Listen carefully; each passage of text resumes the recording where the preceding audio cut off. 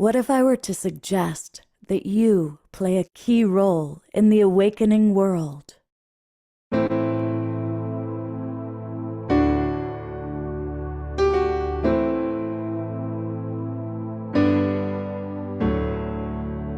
that you are watching this because you have heard the call.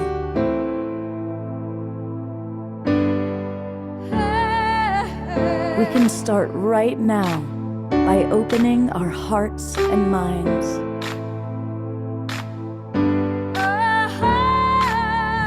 Welcome to the awakening world.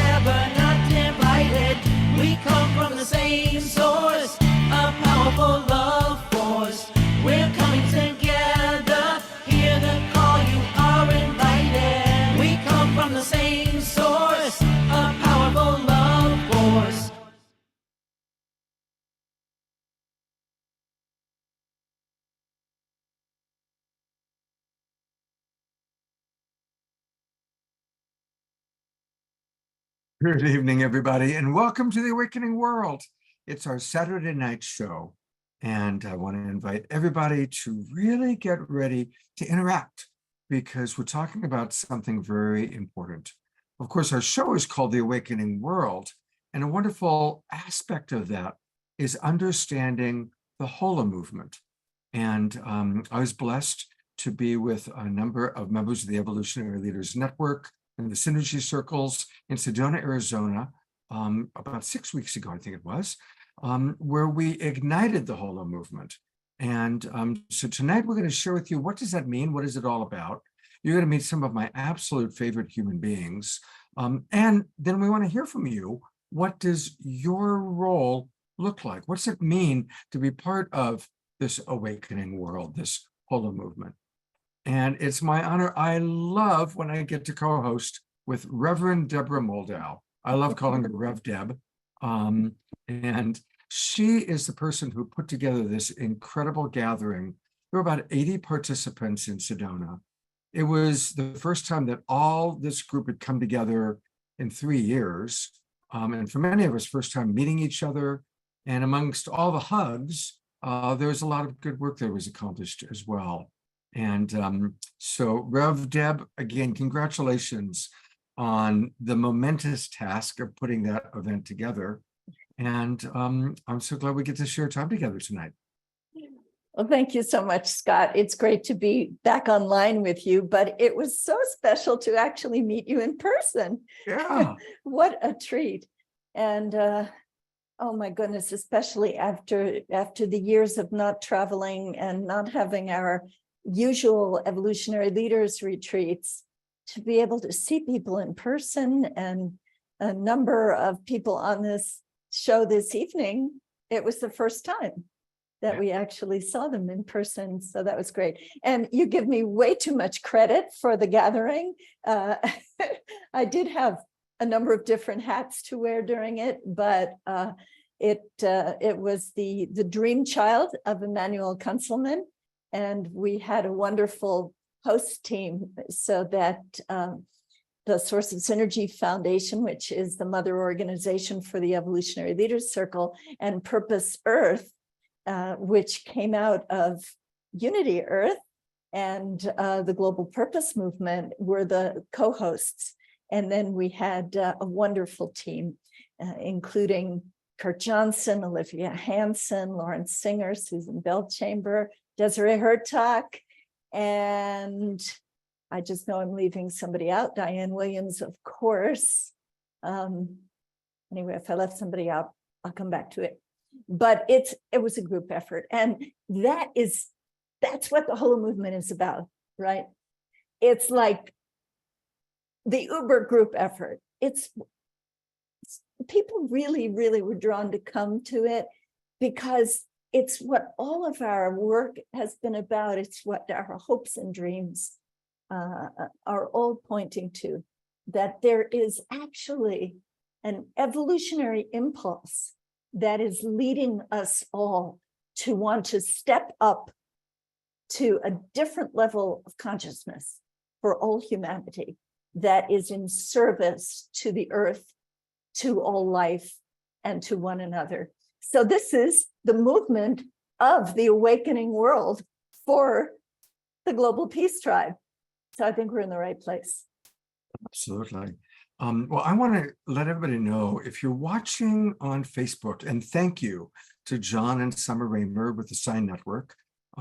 They get us out, Deborah, to over 150 Facebook groups and pages. So the majority of the people watching will be on Facebook. We also are on Alan Steinfeld's YouTube channel. We're on Steve Farrell's Humanities Team channel. So people are watching in many different ways. And if you are watching us in one of those ways, that's wonderful. And we want to invite you to come on into the Zoom room. In fact, I want to invite you to join the Global Peace Tribe.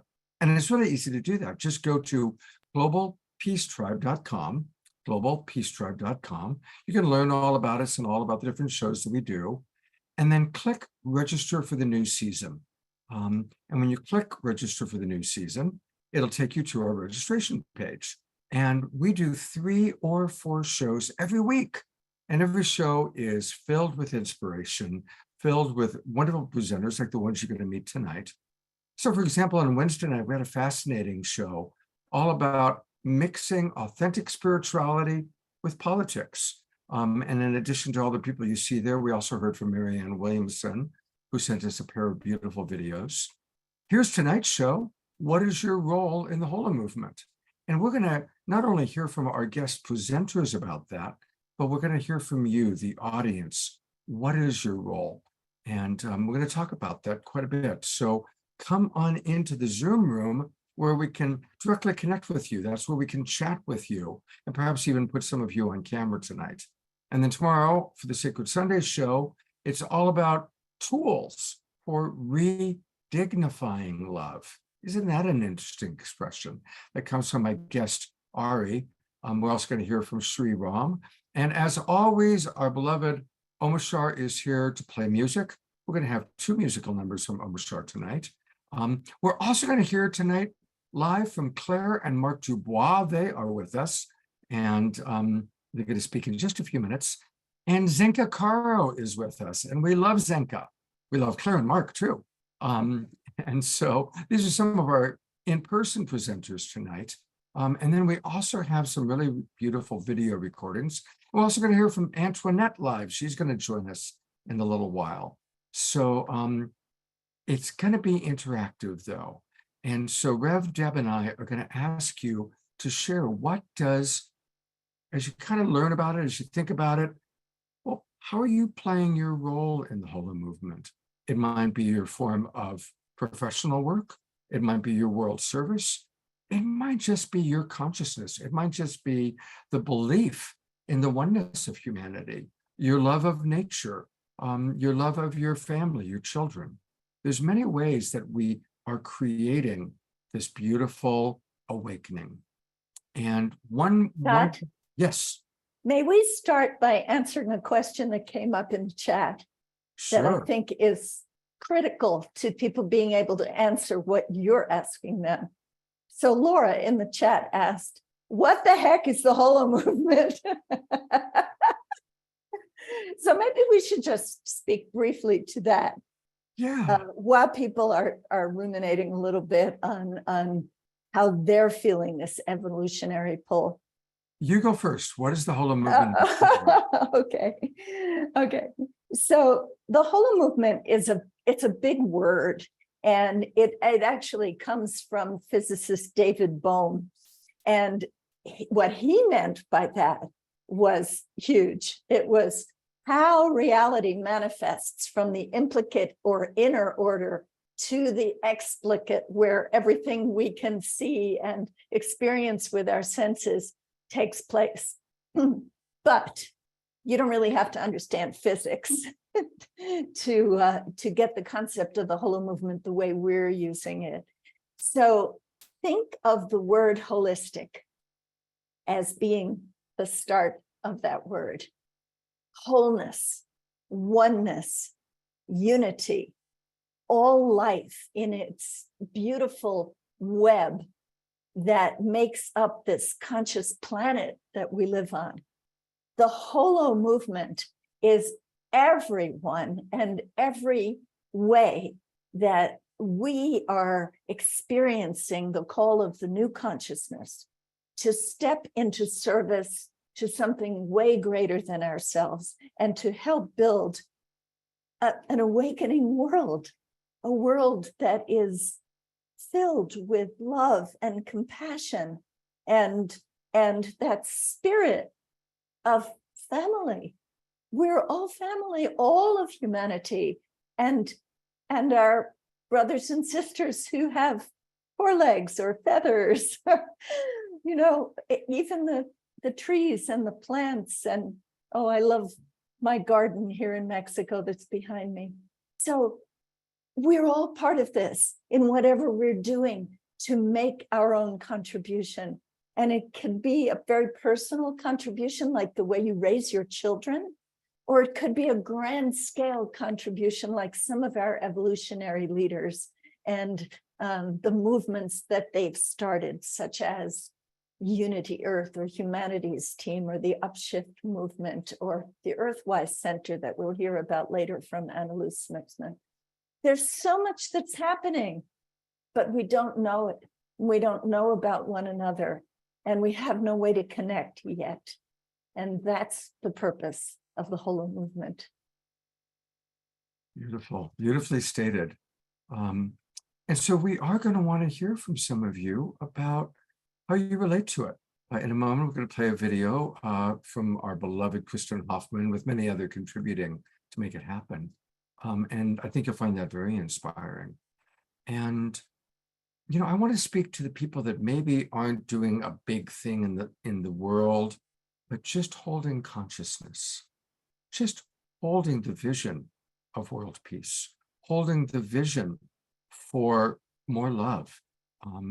Because ultimately, when we love well, and love is compassionately understanding and caring for each other, that to me is the greatest contribution to the HoloMovement. So it doesn't have to be a big epic thing, but it can just be the consciousness in which you're living your life. Thank you, Scott. And you know, already we're getting some wonderful messages. I'm going to read just a couple of them, and then we'll get to the video, and then we'll get to Mark and Claire. Reverend Jeffrey writes, holographic is how we are all one, that the whole is within the parts. Example, the proton has all the information of the entire universe within it, which means you too are connected to the whole universe. Thank you for that, Reverend Jeffrey. Read what Susan Bloomquist is doing. Do you want to read that one? Sure. She says we're ready to launch the Sunny Therm climate stable technology. The rock battery emits temperatures between 60 and 98 degrees. So if the temperature outside is lower or higher, the inside temperature is stabilized. And this durable, simple, inexpensive technology requires no input of fuel. The Sunny Therm solar collectors do the work. So that's the kind of visionary project that can make a difference in this world. Carol Craig writes, I love Rev Deb's enthusiasm and the way she's explaining the HoloMovement. By the way, it's holo, like whole, as opposed to hollow. We are whole, we aren't hollow. And you know, Sylvia, just one word, interconnection. Yes. All right. Rev Deb, tell us about this beautiful video that we're about to see from our beloved Kristen Hoffman. I know that everybody on this awakening world, everyone in the Global Peace Tribe knows Kristen Hoffman, and what an amazing channel she is for beauty and truth. And every note that she sings seems to convey a higher frequency. So she took on the daunting task of creating an anthem for the HoloMovement. And the video, she also produced the video with the help of Emmanuel Kunzelman and producers David Bryan and Rhiannon Catalyst. And I defy you all to watch it without it bringing a tear to your eyes. So let's take a look.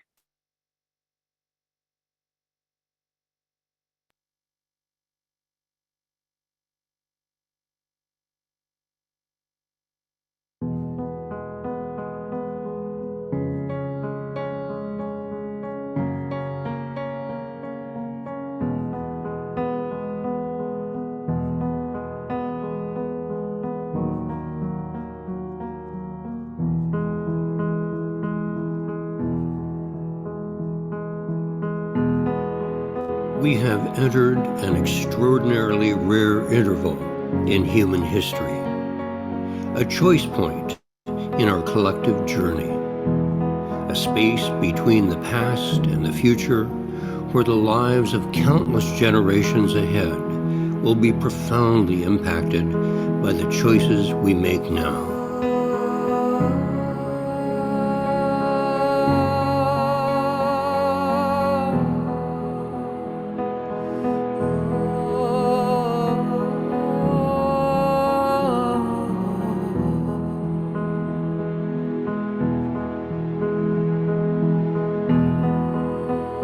I believe it is both subtle and large, and something else so extraordinary that there's almost no name for it, because a new human species is ready to emerge.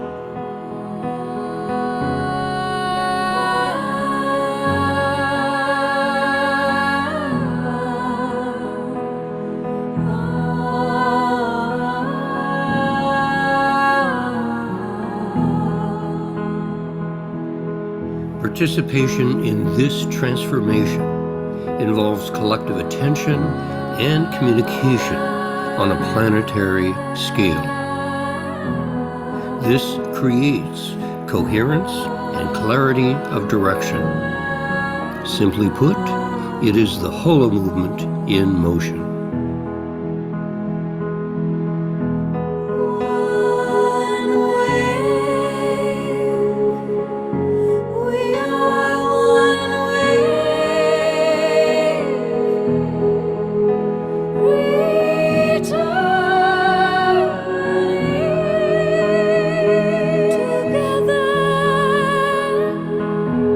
It is the great universal source itself, herself, ourselves. It says it is time to wake up now. It is time to do and be what you were born to do and be.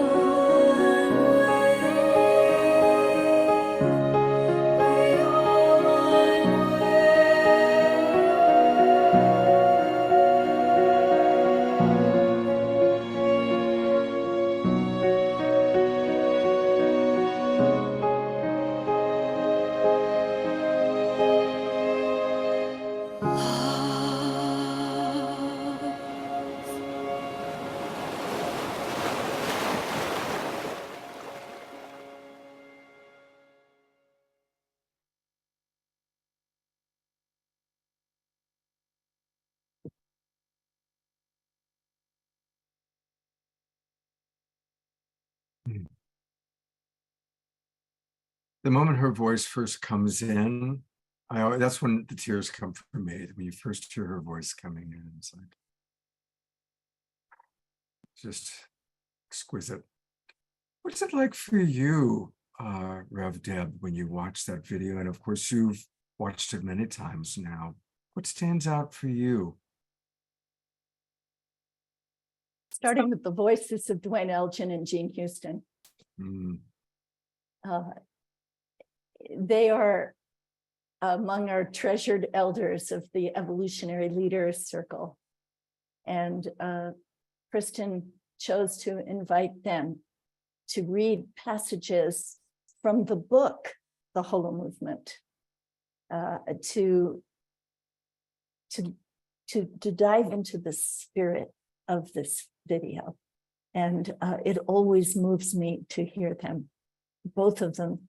Dwayne Elgin with his deep care for the earth and his book and his project, Choosing Earth. And then Jean Houston, who is like, and Dwayne was with us in Sedona, which is just amazing that he came with us and gave from his heart to be there. And then Jean Houston, who is just an oracle of the HoloMovement. And she's actually, her spotlight is in my chapter, which is on collective purpose.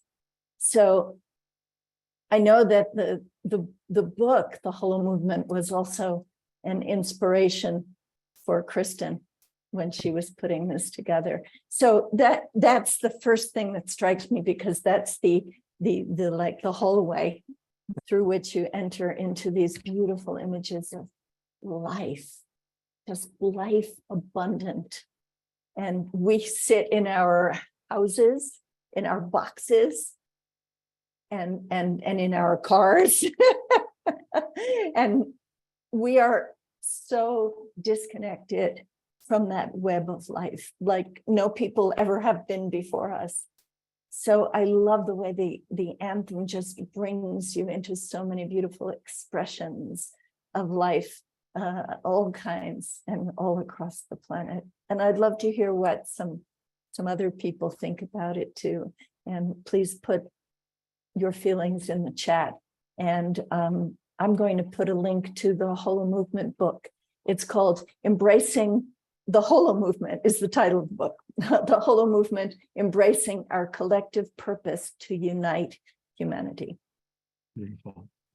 And, you're right. Most of humanity is disconnected from nature. But we have two people that we're about to bring on board who are very connected to nature.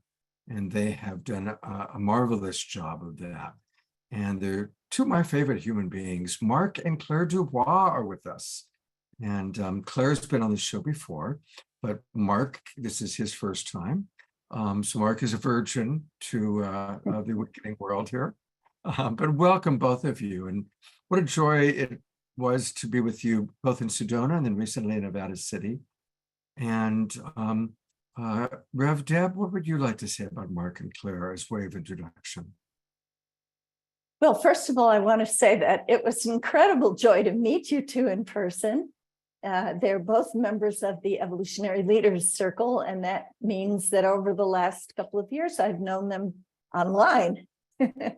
And so my first impression is that Mark is really, really tall. But really, it's just a joy to be with you. And it is perfect that you two are following Kristen's beautiful video, because I know you are both, it's part of your connection as the beautiful, loving couple that you are, that it's almost like nature forms the Trinity with the two of you. So I'm going to read a little bit of your bio so that people know where you come from. So I'm going to start with Mark. And Mark says, through the years of evolution since his youth, a threatened river, its canyon, and all its life transformed his relationship with all life, gifting him a passion and love for life. Mark's devotion and calling have long been how to support and catalyze our great global emergence, which is exactly what we're talking about tonight, reminding and inspiring humanity of the magnitude of who we truly are when operating from love and connectedness. As co-international coordinator for Earth Day 1990 and 2000, his team collaborated with thousands of groups in 184 countries outside the US, co-creating the world's largest grassroots environmental event with 200 million people actively participating. And Mark has worked with the Pachamama Alliance. I know you're all familiar with the work of Lynn Twist, with their global awakening initiatives, and he's coordinated organizational alliances and youth liaison. And 4 years ago, I remember that, to implement Pachamama's vision for flourishing sustainability, social justice and equity, and spiritual fulfillment. He co-founded the International Rivers Network and other organizations here. Rivers, canyons, and nature are his true home for refuge and renewal. And Mark is based in Nevada City, California, with his wife, Clare, whom we're about to meet as well. And they perpetually explore how best to contribute to humanity's great awakening. Now, Clare is an earth-loving social entrepreneur and inspirational teacher. And I realize I'm reading the old bio and not the new one that you just sent me. So I would like to get this right. So I'm going to look for the new bio, but it might take me a minute. Oh dear, I thought I was so prepared. Okay. Sorry, Claire, I'm going to read the old bio because it happens to be the one I have in front of me. So she's the founder and former CEO of treesisters.org, a global women's movement spanning multiple countries that collectively funded the planting of, are you ready? Over 22 million trees. And the aim of both Clare and Tree Sisters has been to make it as normal to give back to nature as it currently is to take nature for granted, while supporting humanity in its transition from a consumer species to a restorer species. Clare has worked internationally for 2 decades, coaching business leaders and facilitating group behavior change. And she's known for her inspirational speaking and her holistic approach to collective transportation. And this is what I really love. She is a walking invitation to anyone ready to step up and step in on behalf of the planet. And she's also such a magnificent poet. I just love it. Follow her on Facebook, and then you'll see how the words just come from the bottom of her heart. So I'm sorry, Claire, not to give you your updated bio, but please meet these 2 beautiful souls, Mark and Clare Dubois. Thank you so much for the introduction. And I just want to say how you described the HoloMovement was so beautifully done. I'm just so glad that you got all of that out of you in the sentence structures that you did, because it made perfect sense and was absolutely beautiful. Thank you. Thank you for being with us in Sedona and being an integral part of how we've ignited this.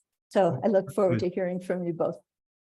Yeah, what does the HoloMovement mean to each of you personally? Let's just start with your personal relationship to this movement, to this vision. You know, what I would say for me is what came out of that stunning gathering is, Deborah, you beautifully described the HoloMovement, and the words that come from me is that Bohm used the word HoloMovement as a word to capture the macro and the micro evolutionary consistent flowing of everything and the interconnectedness of everything. And it's one of those things I sense that all religions are sort of based on this concept we're all connected. And it was so powerful to be with 80 people who, again, we're all trying to put words on that deep, profound knowing that humanity knows, and we've we inherited this connection. And so now we are remembering, we are reconnecting with this sacred journey we're all on, and this flow that we've always been a part of. And I'll just add that, that experience I had with Earth Day and experiencing 200 million people all around the world actively engaging in their part of the sacred earth or in their community. To me, the HoloMovement, Earth Day was around the environmental realms of it. And HoloMovement is capturing, as you beautifully said earlier, Scott, this from individuals living lives in more love and more integrity to choosing to take on some of the most daunting challenges we have, and humanity turning all of those challenges now into opportunities. And we're in the middle of that. And as Deborah said, as we learn to see each other, we get to remember and relax into trusting that this unfolding is all around us and we're all a part of it. So, Claire. What he said. When I was listening to that piece of music, which makes me cry every time she opens her mouth as well, what I kept hearing was "follow that inner star." And I hadn't heard that line before. And it took me to stardust. It took me to what we're made of. It took me to the cosmos. It took me to the interconnectedness of our planet with all the other planets and all that we don't know. It took me to vastness. And it took me to how that vastness is encoded in each of us. And that song, it's like the fragrance of interconnectedness, the fragrance of love is like so tangible in it. It's like this, it's this gorgeous woven tapestry. And I think the reason it makes us cry is because she's tapped in so beautifully to that thing that we long for, which is our essential nature as part of each other and as part of all things. And it really landed with me in Sedona that the HoloMovement is our true natural state. Like it's almost like it's the truth of everything, that when everything that's not the truth is wiped away, that is what remains, which is our interconnectedness. And it's like we're searching to find our way back to what is already true, which is we can't not be connected because we are all part of everything, down to our molecules, down to the fire of our own souls. And so it's like a relaxing back into the truth of our nature as part of nature.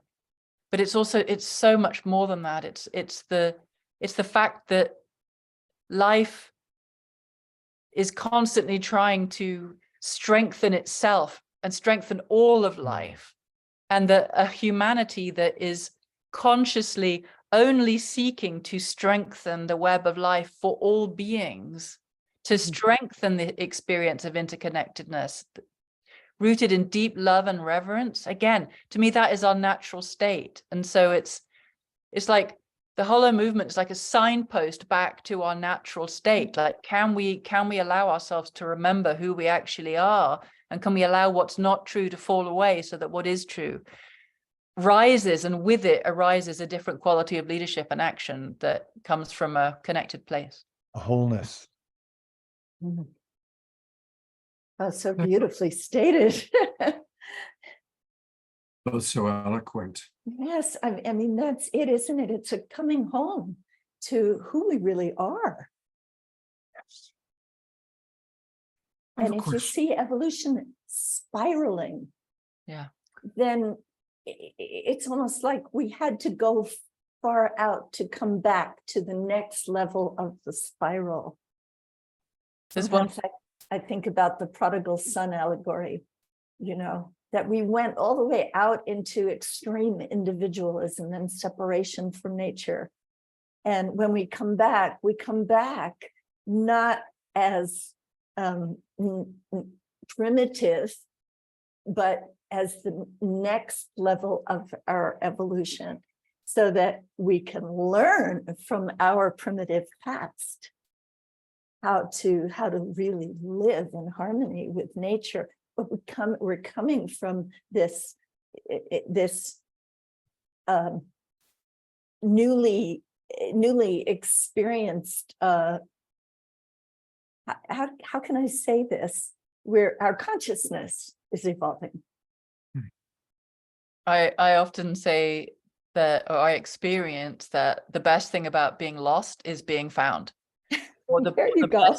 The best thing about just wading through the crap that we're all wading through, and wading through the just nightmare that we see unfolding that makes no sense, is the fact that the path back to being found and to finding ourselves means that every step you have to take consciously, you reclaim part of yourself, and in that reclaiming process you're incapable of taking anything for granted, because every part has been sought and found and appreciated and consciously loved back into wholeness. And so I do feel like that, the from lost to found, from dissociated to connected, from fractured to unified, has a momentum to it which can't not happen, because what's true is unity. Therefore, no matter how far we pull ourselves away from that true state is always going to pull us back and emerge through the fracturedness, because it's what's true. The fracturedness is not true. Unity is actually true, because we are all part of everything and we can't not be. And therefore, life will have the last laugh, won't it? And I think as we remember all of that, it's like we get to live in joy, and we get to, Lynn Twist has noted that, again, we're at this time in human evolution, we get to discover what it truly is to be humans. And so we get to tap into this deep remembering and connection that we are one, and we have vastly more power than we've ever been trained. We've been trained, we are so small and we don't have power, and we're vastly more than that. And as we remember this sacred journey that we are all part of, we are all one with, all of it. All of it. All of it. And I love, Claire, that you said, if we didn't take anything for granted, then we would be living in a constant state of gratitude, and our hearts would be wide open to one another. I do have a question that I'd like to ask. Philosophically, we know that it's an illusion. The separation is an illusion. Scientifically, we know it because we now know that we're all part of a quantum field of ever-changing molecules. But in the day-to-day minutia of it, it can get very heavy. And so for those who might be watching that really are struggling to believe in humanity coming back together, and are maybe struggling in the circumstances of their lives, do either of you have a thought or even a practice for yourself when you're hitting despair or even disillusionment? Well, I left my organization last year because of severe burnout. And, part of my burnout was I had been running the desecration of our planet through my nervous system for decades, because that was my version of being intimate with nature. And I didn't know how not to do that. And it's been an incredibly difficult process of how do I connect with nature when nature is being so harmed? How do I allow myself to feel fully without just feeling the pain? And so I've been deep in that inquiry around how do I heal myself without just going completely offline into la la land and becoming one of those people that I've despaired with, who pretends like nothing's wrong. So it's like, I think the first thing to acknowledge, like, this is a conundrum. Like, we're in a seriously large conundrum. And Barbara Marx Hubbard, who I just will love forever. I bumped into her on an airplane, and she was asleep, and I was crying because I'd just driven through Colorado, and for 5 hours I hadn't seen a single tree that wasn't dead or dying, and I was just in total despair. And eventually she woke up, and she grabbed my hand across the aisle, and she was like, "Claire, you're here." And I'm like, "Barbara, you're awake, thank God." And she was like, "What's wrong?" And I was like, I can't hack it. I can't deal with this. And she said, "Claire," with those eyes like staring straight at me, "Claire, you have to find your intimacy with the evolutionary impulse." It was pure Barbara. And in that moment, I got this total transmission of there is a vast intelligence that's holding the whole thing of which we are part. There is a huge wave that is carrying us through an evolutionary process. And my old spiritual teacher, who would say, trying to understand the workings of the universe with your mind is like trying to empty an ocean into a bucket using a spoon.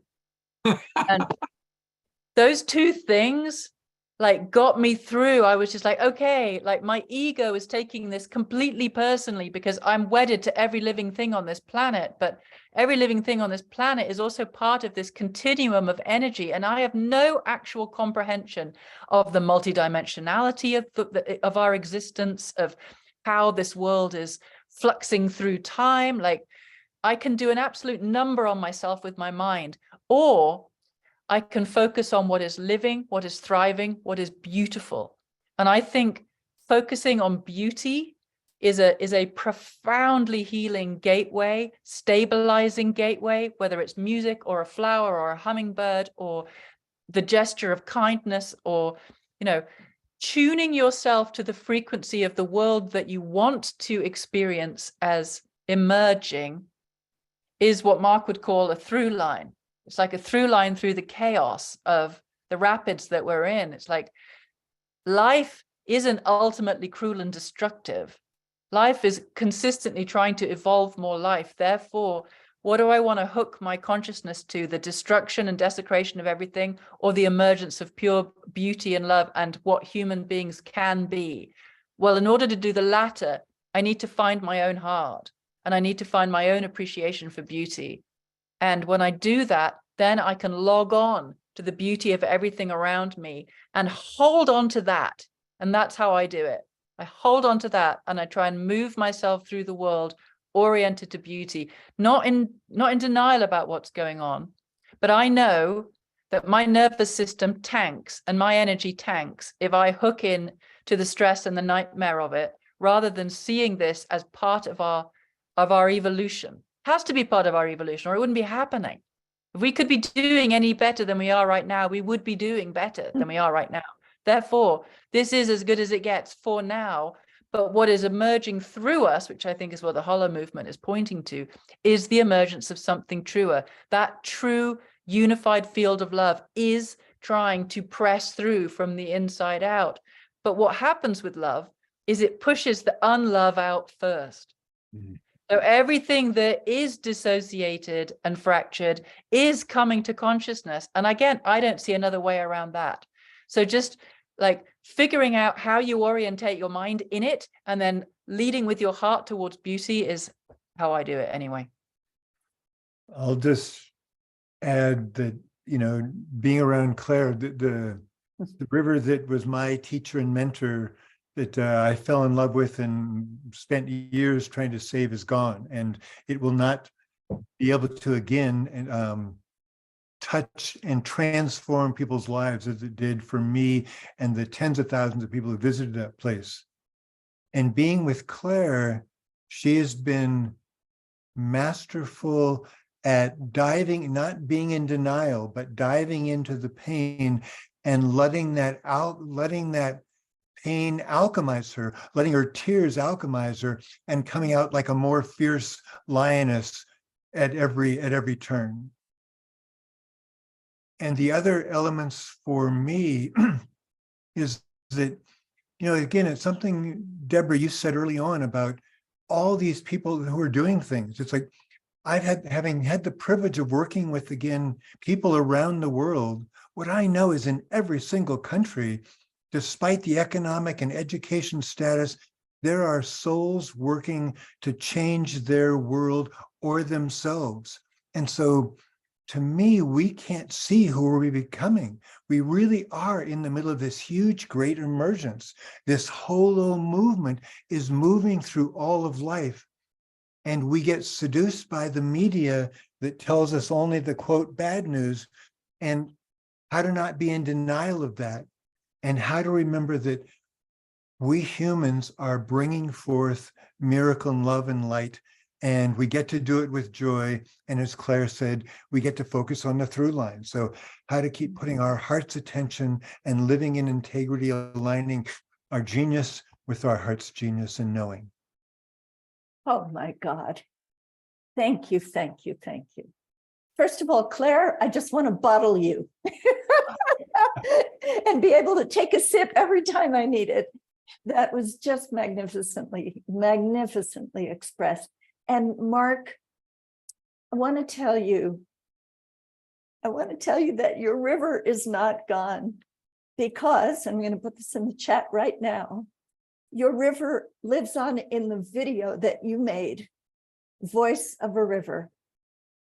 And I've put the link in the chat for those of you who are in the Zoom room with us, those of you watching on Facebook, just Google Voice of a River and watch this. It's not long, but it is so tremendously moving to see how one man was so connected to this body of water that it was part of his body.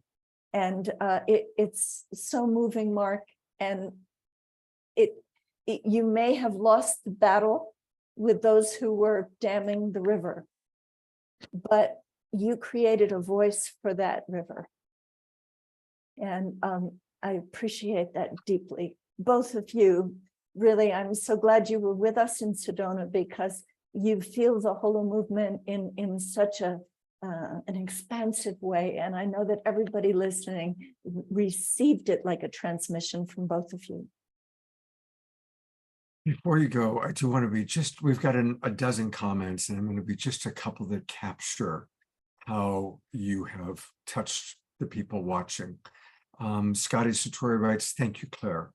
If I could have focused on more of what is beautiful today than the skies this morning, I really could have had a better day. Yes, I will implement that every day. Thank you." Susan writes, "Thank you, Claire, for the important reminder. I truly believe what you were saying. We must be in our hearts, not in our heads. We can choose what we focus on."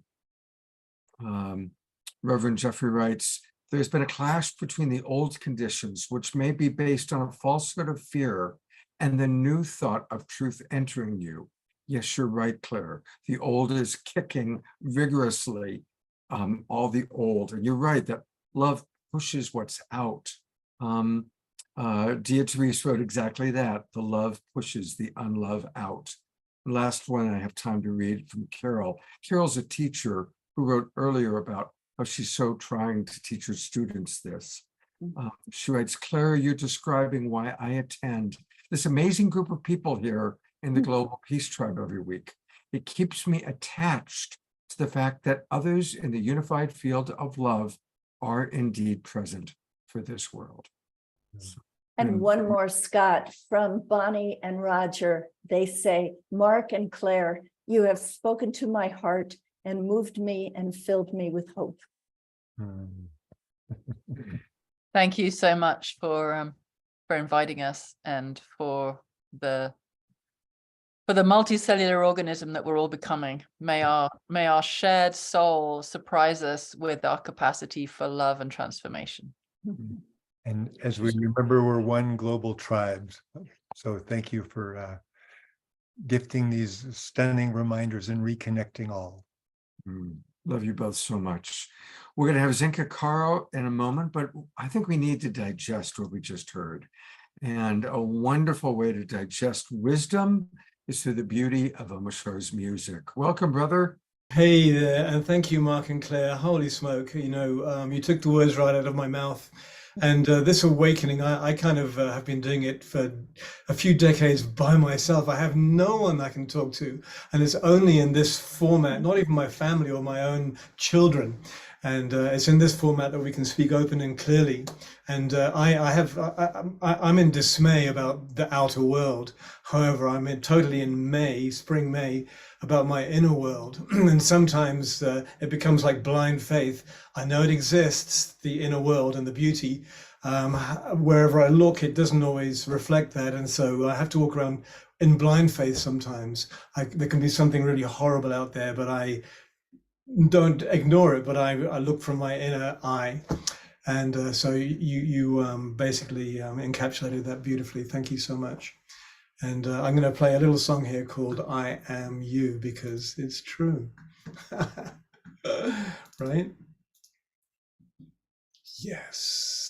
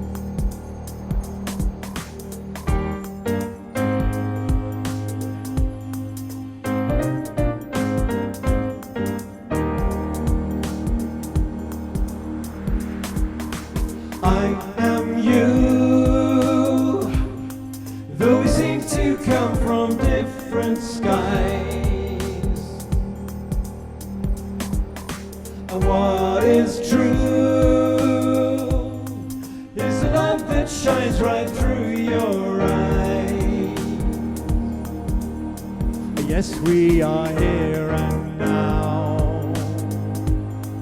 and it's time to leave the past behind. So take me by the hand, let us walk across this sacred land. Okay, Jeffrey, I am you. Though we seem to come from different skies, what is true is a light that shines right through your eyes. I'll sail away with you across the universe.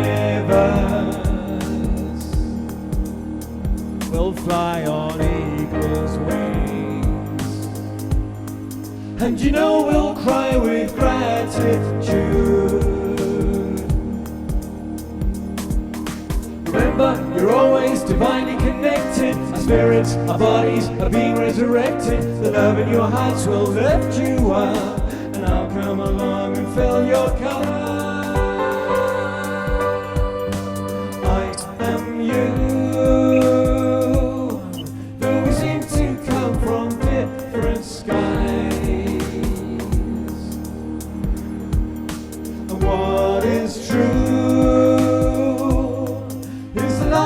Shines right through your eyes. 1,000 sunny days describes the joy I feel. I'll walk 1,000,000 miles, 'cause you know we'll see the truth revealed, and we will remember, we're always divinely connected. The spirits, our bodies are being resurrected. The love in your hearts will lift you up, and I'll come along and fill your cup.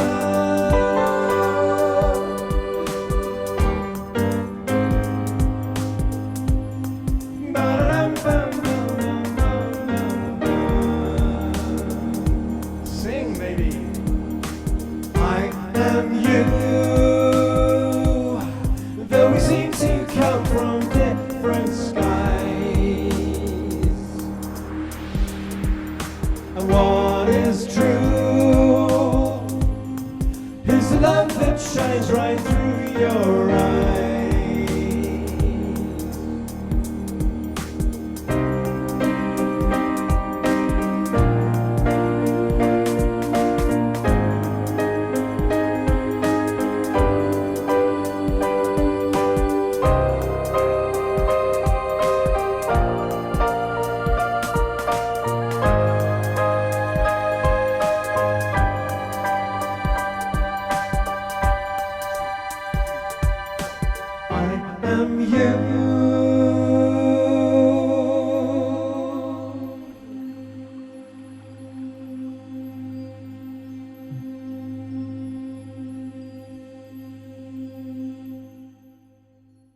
It's all twinkle, beloved, beautiful Omashar, because we are Omashar, and Omashar is us.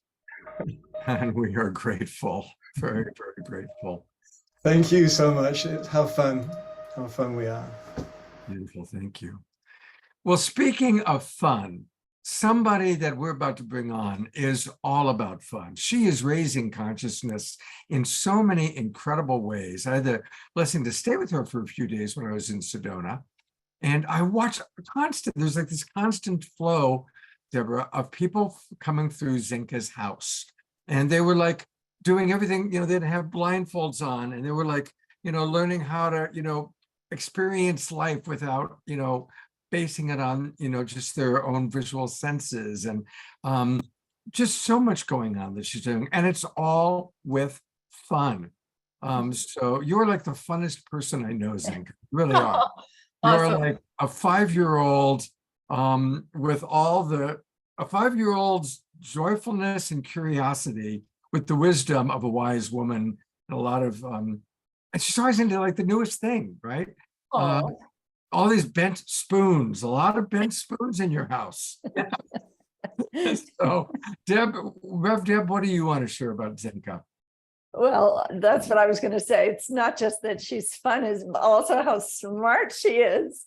Yeah. And, it was Desiree Hertak who introduced Zenka to us. And she kept telling me, you have to meet this woman, and she's going to open her house to host a party for us when we're doing our gathering in Sedona, and she's going to be on the tech track. I was like, what, really? So let me tell you a little bit about Zenka. Zenka Caro is founder of LightNet, which is a citizen science research platform and search engine for consciousness. Did you get that? She's a futurist and strategist focused on scaling global consciousness. She's an expert in mind-matter interaction, including spoon bending and contact ham radio research. And she's been working in the frontier of technology for more than 20 years, even though she looks really young.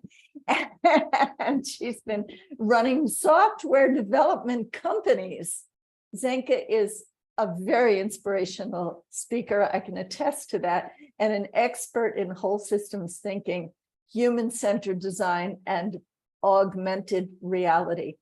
Her nonprofit LightNet tracks miracles, looks for patterns, and invites the world to join in. And you can see all of that at lightnet.org. Welcome, Zenka. Thank you for being with us this evening.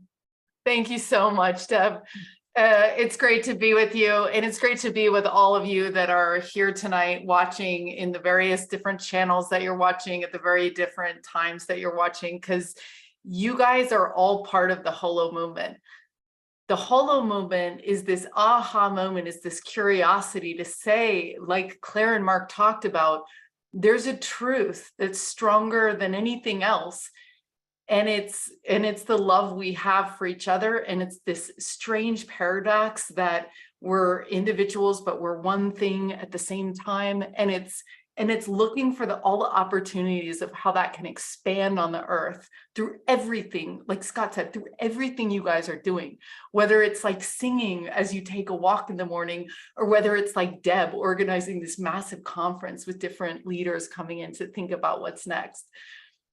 So I want to talk a little bit about what the HoloMovement means, and I want to talk about a couple examples, and I want to talk about my contribution as well, which is how we can move this forward into a practical sense. One of the things that you guys were asking about is like, what is, how do we talk about the HoloMovement? What is it? And sometimes I think about, someone said this, Marilyn Gawicki yesterday in an interview, she said, oh, the world around you is in the past because it's already been created. It's like, wow. So yeah, like we can see the world from inside out. So your inner state, and you can see this in your immediate life more readily, but it's also happening on a large scale. So this is an inside job, right? Part of this is definitely an inside job, and the way that we are, the way that Scott's a great example of how his presence and his peacefulness and his joy and his love has created this entire global peace tribe around the world. And that's essentially what we're all doing, right? That's what you're doing by being here. You're creating kind of a domino effect.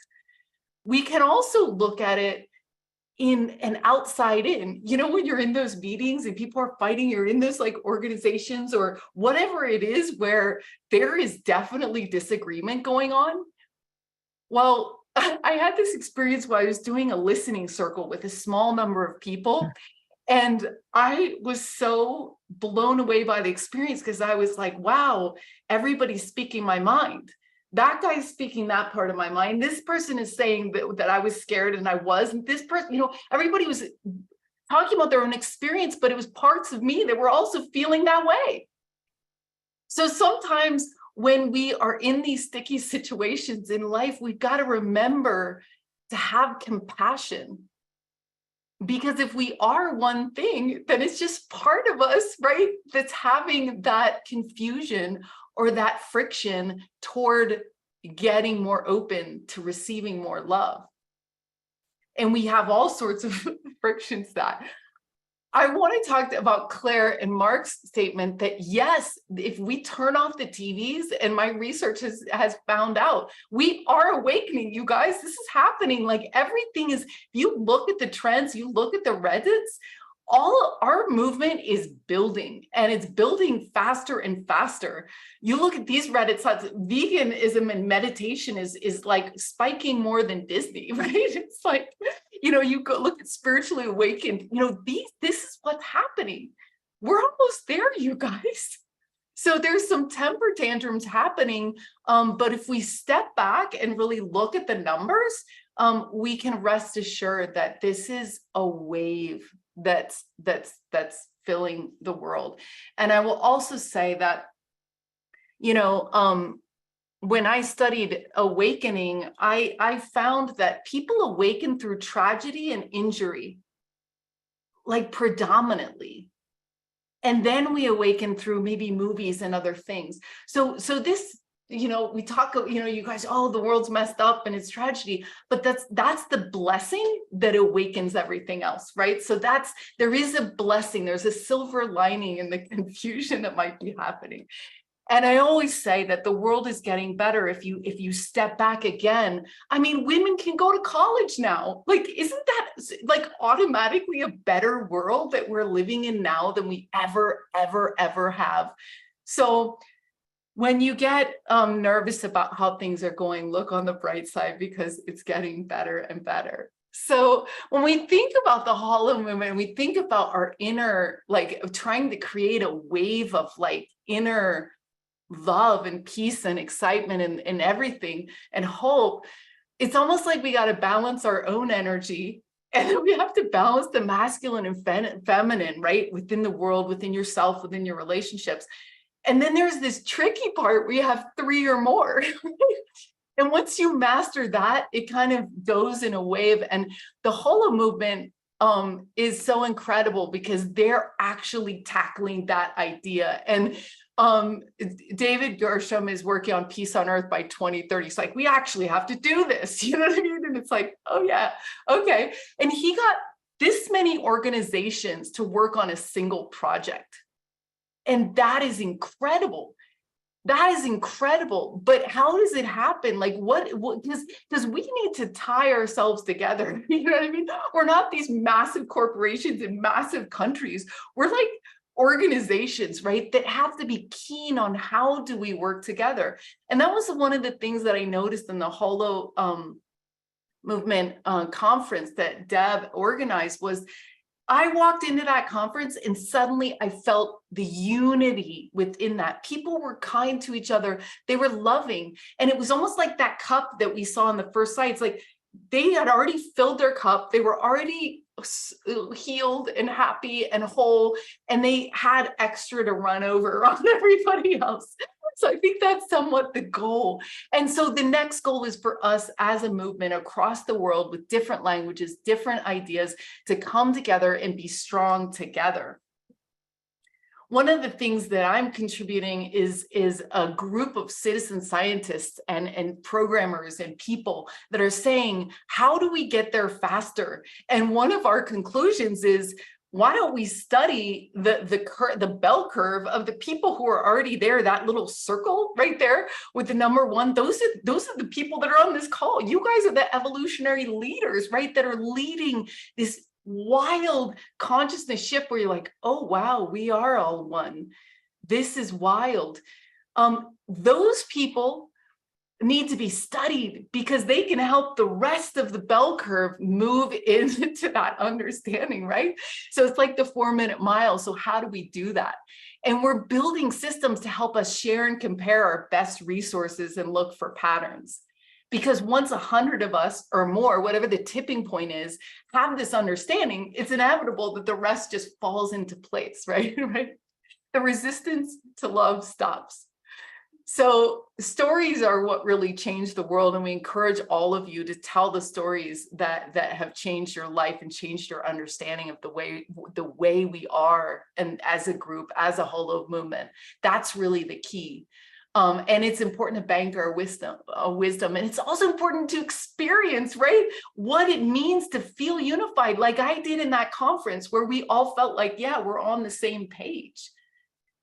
Because consciousness, you guys, cannot be left out. It is fundamental to everything that we experience in this world. When we did the rice experiment, it was like hate was rotting and love was not rotting. So it's like, we know that consciousness is the elephant in the room today, right? And so, you know, one of the cool things about the HoloMovement conference is they had an entire group of people who were not at the conference that were holding the field for us while we were in the conference.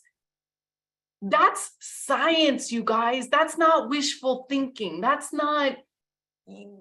is real science. So when you're doing that meditation or taking that walk, and when you're being in gratitude with the woman at the cash register, that matters. It actually adds up. And I hope that as a movement, we start to organize our best resources better. And I hope we invite the world into these experiences.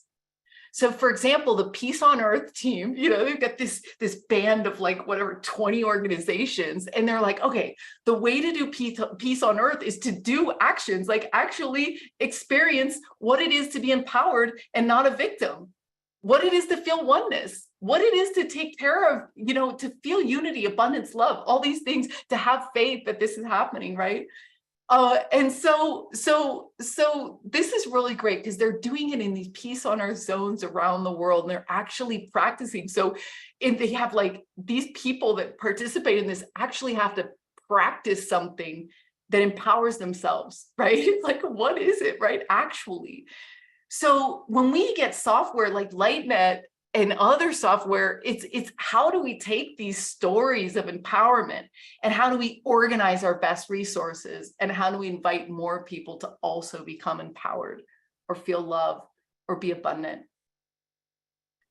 And, you know, at LightNet, we take finding your purpose seriously. And we want to map those things because a lot of you on this call have found your purpose. And that really is the joy factor, the love factor, the fun factor that makes everything else in life fall together in this mission. And we were talking about this at a lunch afterwards, the HoloMovement. They're like, we have to make this joyful. That's really the most important part.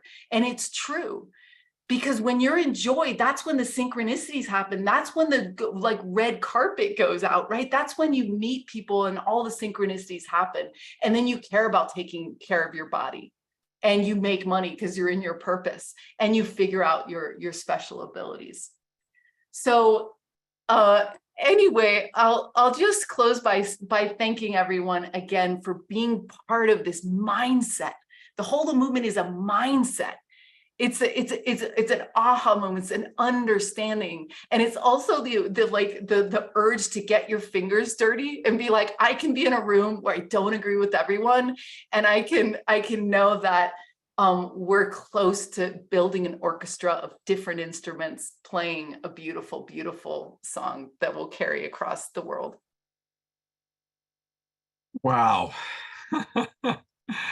I want to encourage everybody to join LightNet, her organization. We're going to do another show together in a couple of weeks, but go to lightnet.org. Now, many of us do Light Touch, so maybe do Light Touch while you're going to LightNet. And she's got really cool stuff here. And there we are. And she's on Global Peace Tribe and Portal to Ascension and Conscious Awakening Network and Alan Steinfeld's New Realities. We all are catching the wave of Zenka Caro and the good news that you have. And you really combine your scientific understanding with your absolute beautiful, optimistic understanding that things are really happening in wonderful ways. So everybody come play with Zenka. And thank you so much, Zenka, for acknowledging what we called the A-team. That came from the term away team, of the people who were not with us in Sedona, but either had wanted to be there and circumstances kept them away, or for some other reason were not able to join us. They had a WhatsApp group and they shared about all that they were doing to hold us in their hearts and in their consciousness, in their prayers. And we had people who were singing for us every day. And I love that you said, this is science, this makes a difference, because that acknowledges that every single member of the Global Peace Tribe is making a difference. Just with your presence here this evening and from week to week, gathering and supporting with your hearts all of the incredible presenters that come on here. Thank you, Zenka, for the amazing work that you're doing. I loved information. It's the new oil. Does that mean we have to get off that too? Yeah. Thanks everyone for being here tonight. You guys that are listening today, you guys are the leaders. So yeah, shine your bright light, because that's what the world is waiting for. They just want to step into a better story, and you guys are telling the better story. You're living the better story. You're being the better story. And so yeah. What a light you are. LightNet is perfect. Thanks.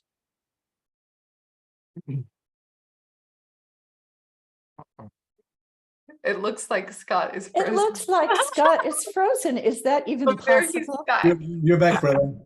Okay, he's back. He's My back. internet broke for a moment. That, like, oh no, not now, not now, please. I'm doing a show. Hey, everybody, we're going to get a lot more Zenka on the Awakening World on Wednesday night, May 24th.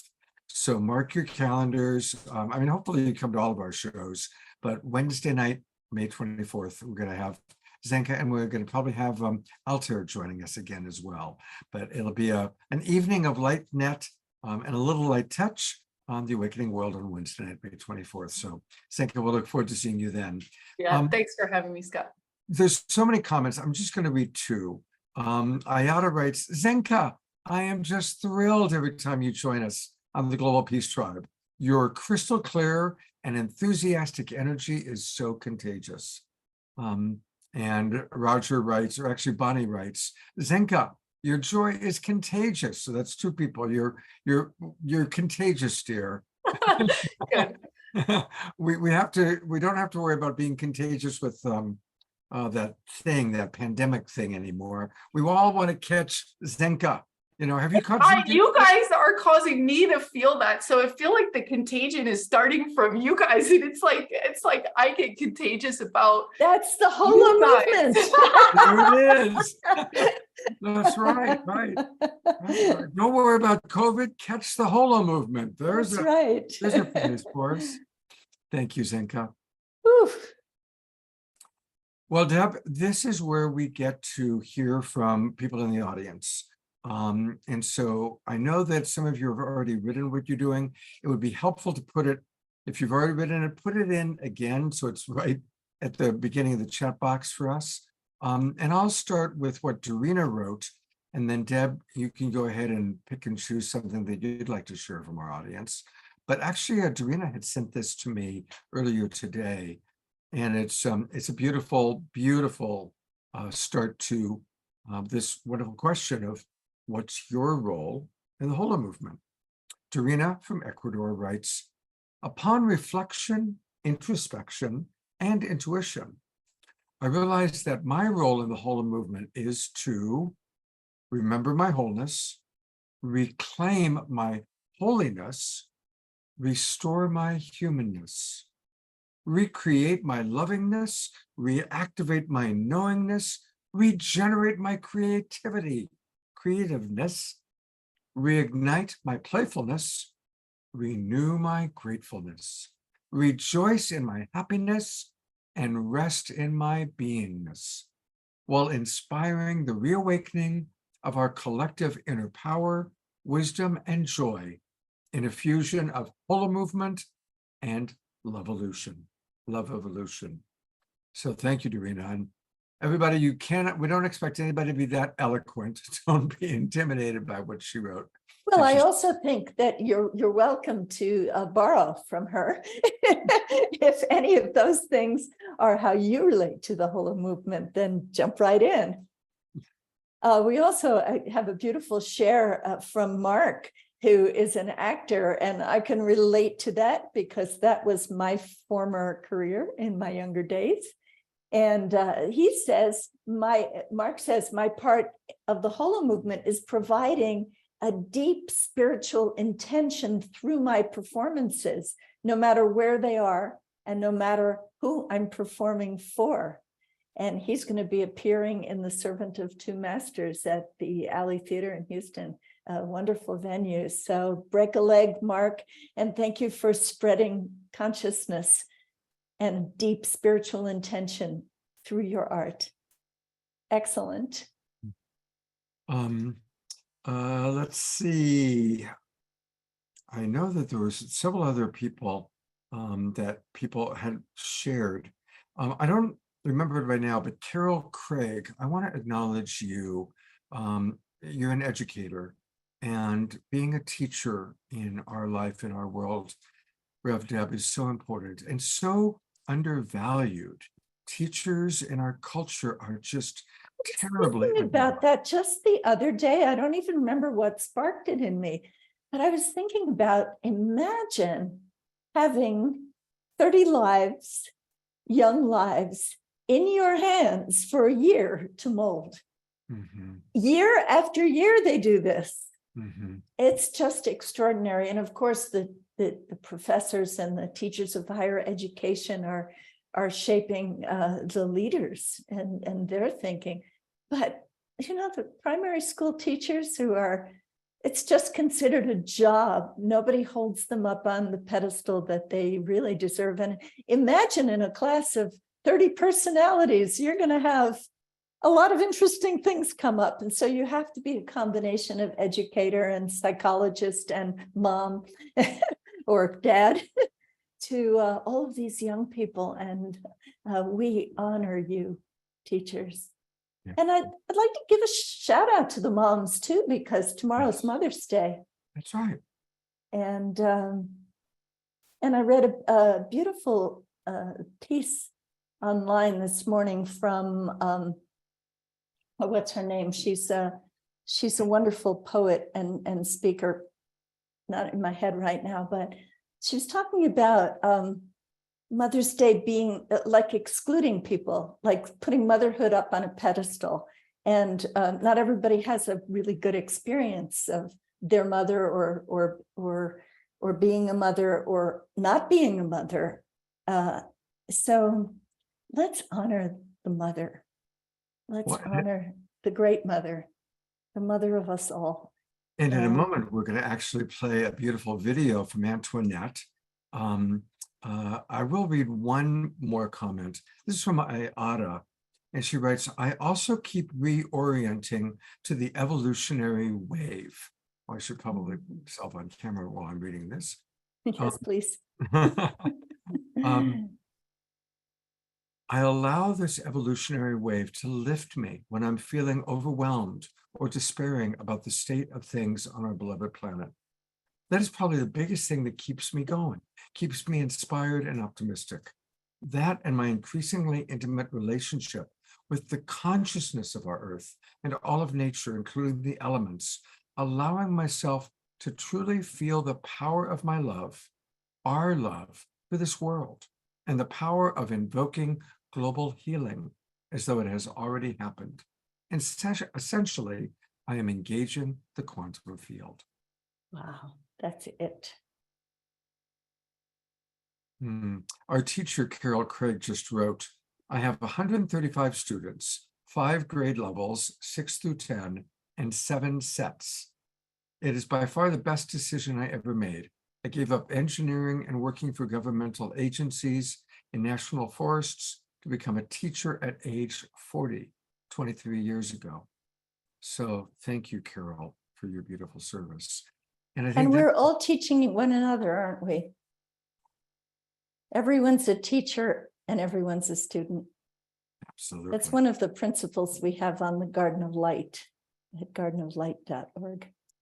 Well, we should go. That's part of the new spirituality. Absolutely. There's no hierarchy. We're all at different stages of learning. Well, you talked about Mother's Day. And so we have a beautiful video from Antoinette. And so The Rootsdawtaw is in the house. She's in the house. So we're going to hear from Antoinette in a moment. But here is a beautiful video and a wonderful way to honor our Mother Earth and to really drop into that deep connection to our true mother. So let's take a look.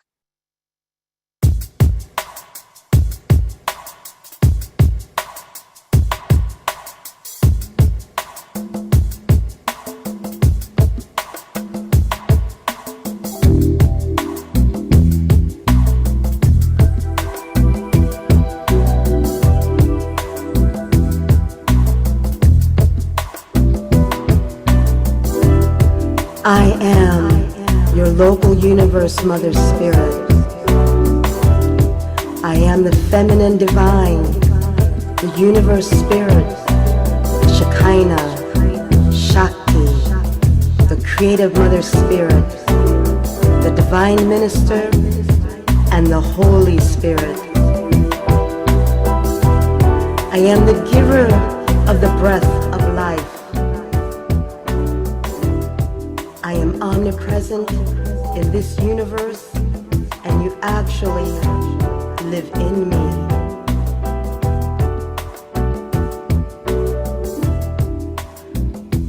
I am a creative daughter of the infinite Mother Spirit.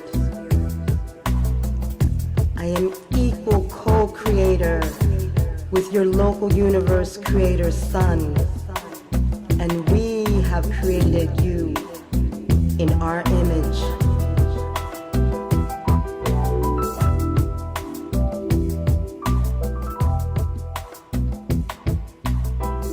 I am the spirit of Mother Earth and Mother Nature.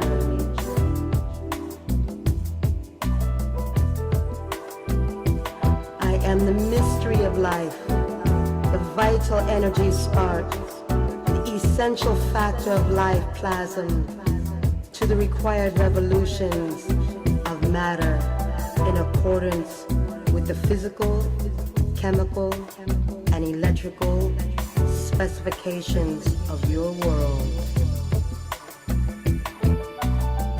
I am the cause of purposeful organic evolution and reproduction.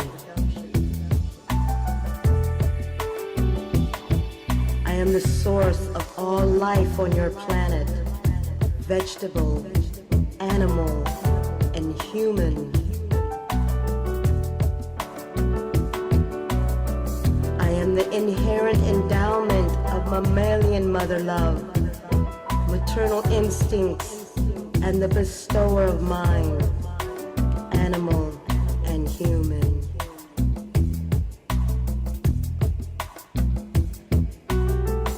I am personally maternal to all my children, love you individually. I know you personally, and I understand you completely. I am the provider of the spirit of intuition, the spirit of understanding, the spirit of courage, the spirit of knowledge, the spirit of counsel, the spirit of worship, and the spirit of wisdom. I am the Holy Spirit, and I extend to you my fostering care and spiritual ministry as I work in harmony with the spirit of truth and your indwelling spirit to lead you ultimately to the loving embrace of our Heavenly Father.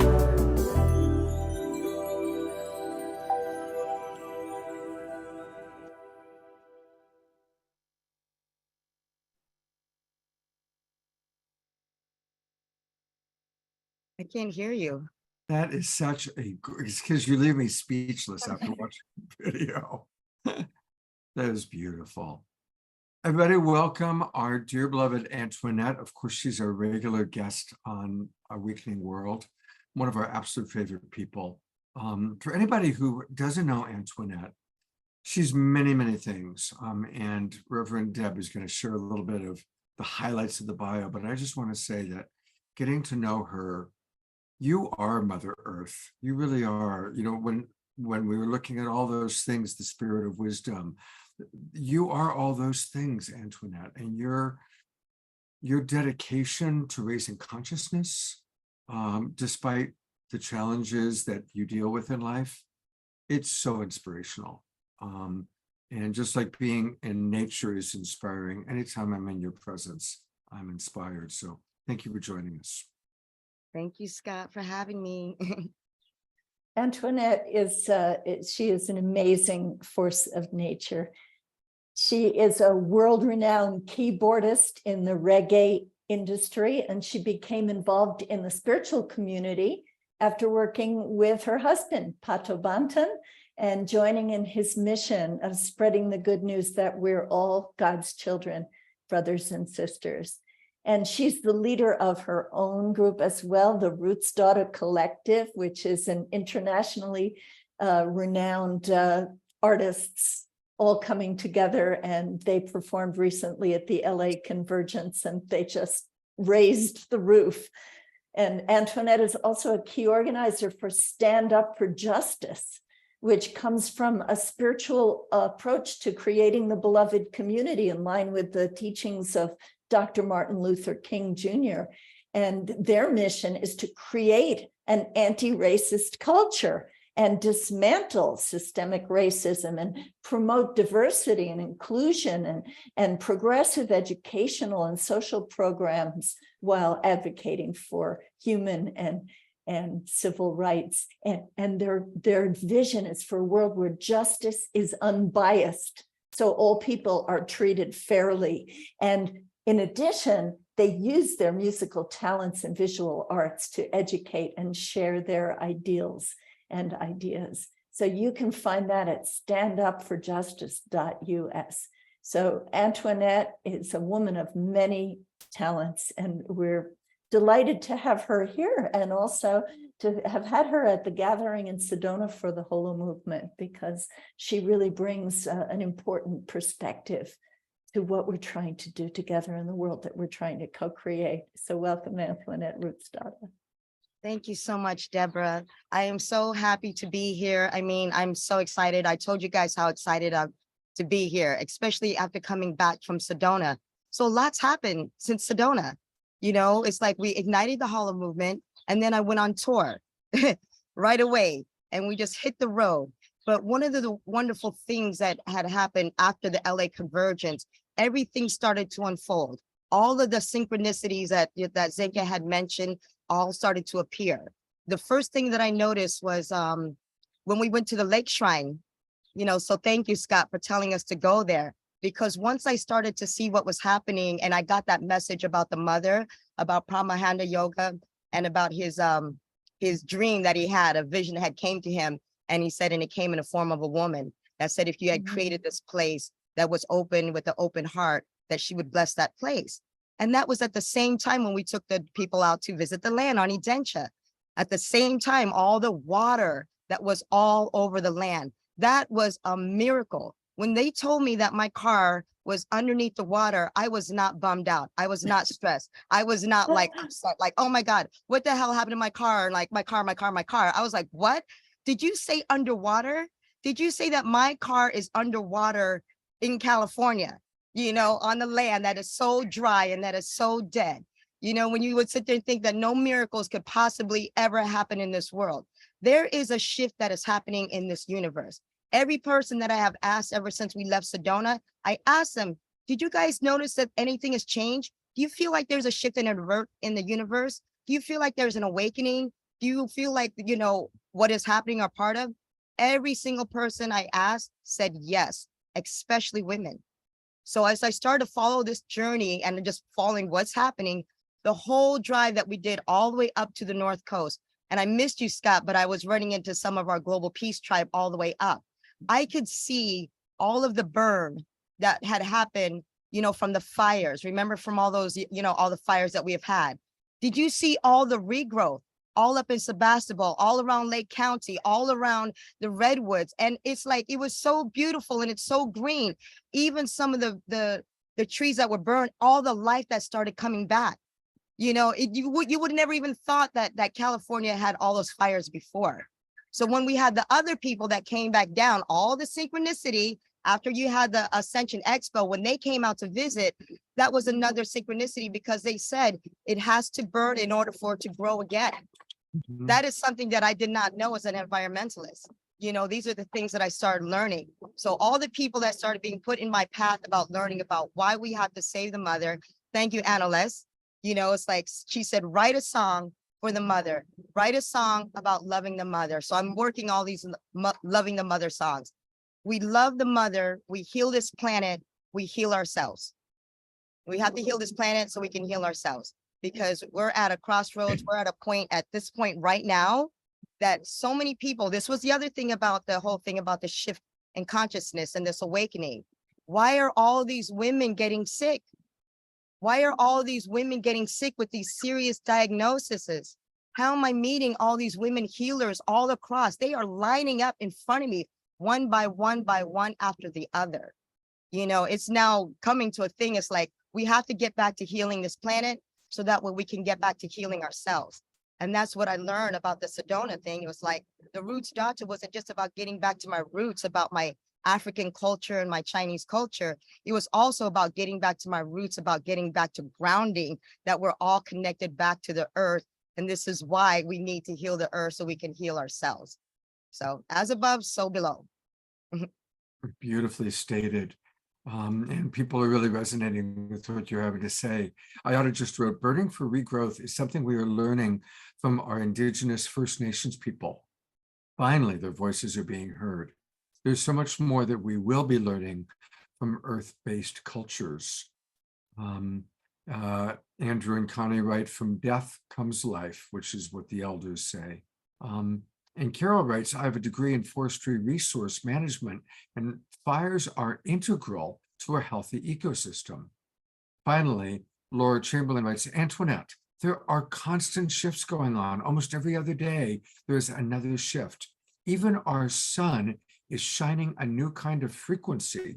You can see the light is more golden, almost shimmering. So it's, you know, like what Zenka said, it's like the more we come together and acknowledge the miracles, acknowledge how life is evolving, the more that we believe. You know, it's. Do you remember Peter Pan? Did you ever see the play Peter Pan? And when Tinkerbell gets hurt, and we have to get up, and if you believe in fairies, if you believe in, you know, we all applaud, and Tinkerbell comes back to life, right? And I always loved that analogy, because it's the more we can believe in the miracle, the more that we can share our miracles, the more we can share our gratitude, it does create that wave of consciousness and inspiration. And that was something that I didn't know about before, because I always assumed that, as we were working towards light and life, not understanding about the unified field, the quantum field, and all the physics and the metaphysics of all these things. And that's why I was so excited. Something was telling me I had to get to Sedona. I was like, I need to get to Sedona. I need to get to Sedona. So I just kept putting it into the universe that I needed to be in Sedona, but I wasn't sure about why I needed to be in Sedona. I just knew that I needed to be in Sedona, and somewhere in there was going to be healing there in Sedona, and if I went to the HoloMovement, I didn't know anything or figure it all out, but it all came together from those pieces that I started to pull together. And then from all that time on the journey, I mean, how do you think I'm even able to survive out here touring the way that I'm touring? My schedule is freaking crazy. I had to learn about energy medicine, frequency medicine, light energy frequency, all these different things. I'm like, that is what's saving my life. It's like the people that I met through the Global Peace Tribe, all the different doctors, the science, the tech, the spirituality. I said, every one of them started to line up in front of me. I said, oh my gosh, I have now found a whole system and a team, a whole movement, everything that's going to shape, the future right now. And we can do this right now. Right now, healing our bodies and healing the planet at the same time. Right the now. Same energy, and tapping into what your video was about, the divine that pours through us. And all we need to do is pay attention to it, to manifest it and express it and create that healing. And I didn't even mention in your bio that you've been all over Africa creating a video, a film, actually, on Ubuntu. On I am because you are, or how would you express Ubuntu? I am because we are. And thank you for mentioning that, because actually we are joining with David Gershon as well, too. So we just didn't officially sit there and put our organization up on that long list. But on the Peace on Earth games, the PO zones that they've been working on in Africa. So we've already had our meeting with David Gershon and Miranda.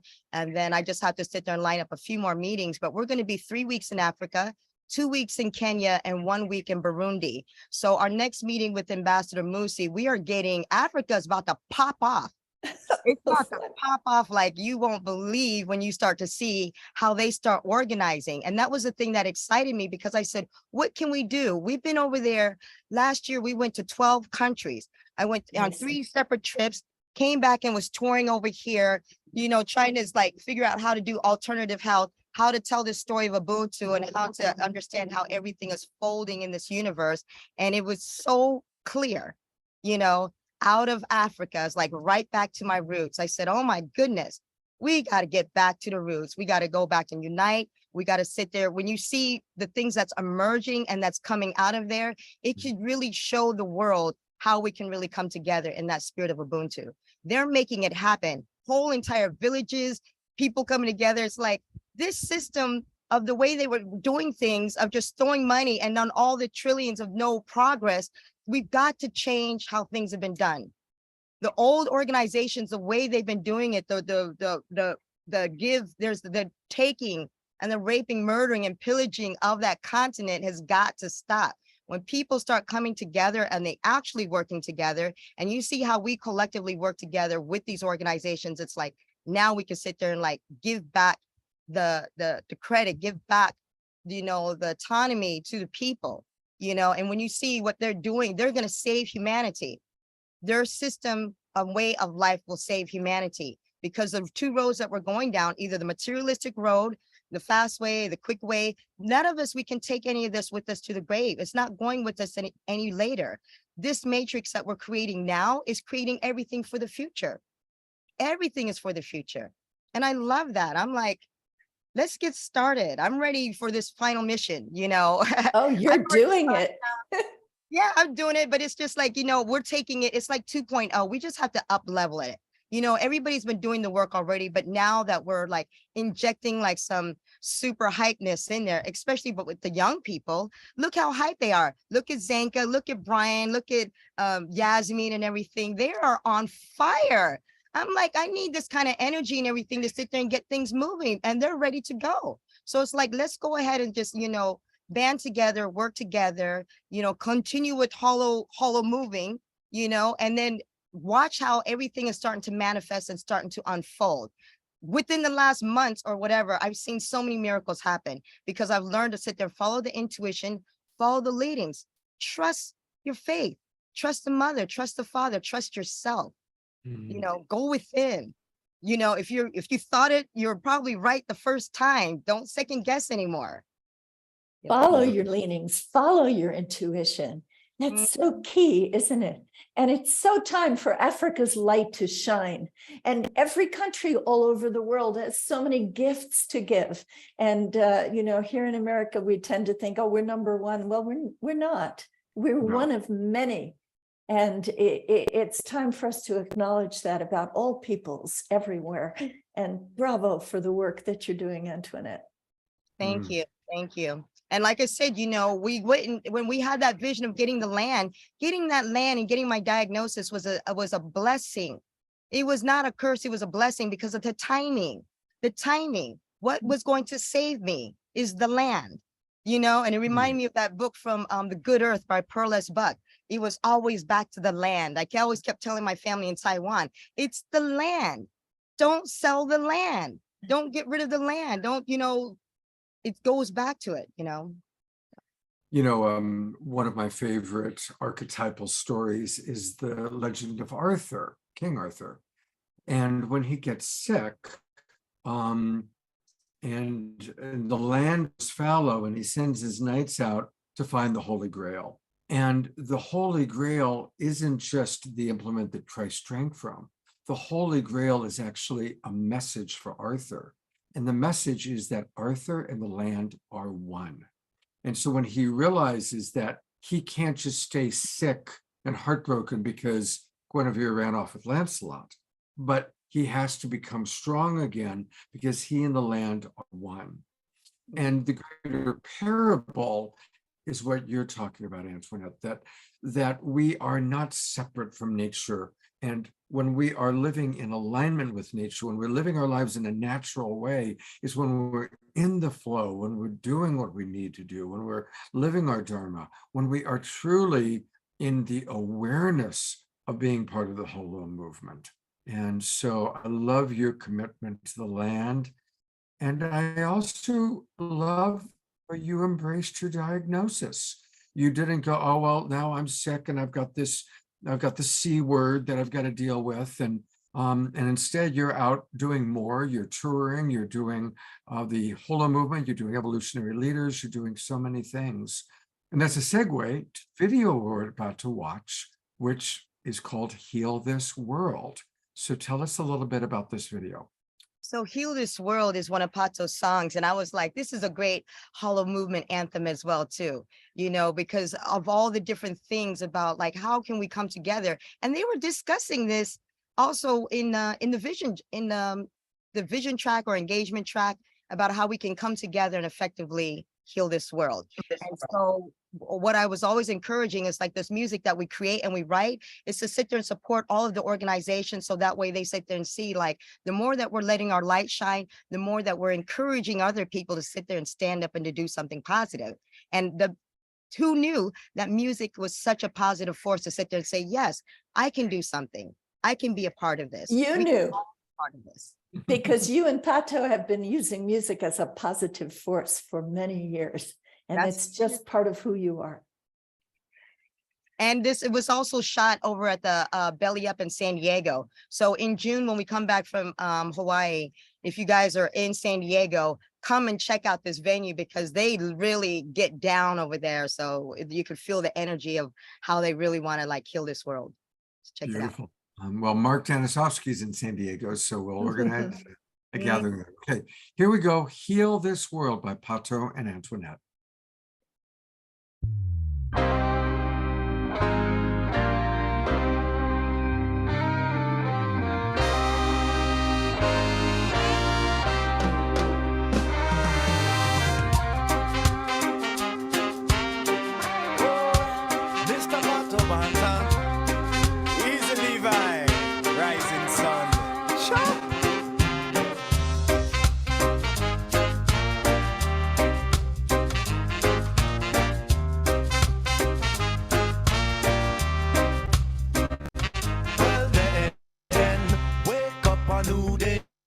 is dawning.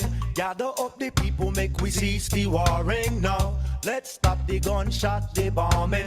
Blood is overflowing and the earth is calling out. Yes, Mama Earth is in a state of emergency. Pollution of the air, the land and seas. The planetary ozone is like a war zone, and it affects us globally. Yes, we need a better infrastructure, renewable energy and agriculture. Plant seeds, give back to nature. We need to do it sooner rather than later. Let's get together now. Let's get together now. Let's get together now and heal this world. Yeah.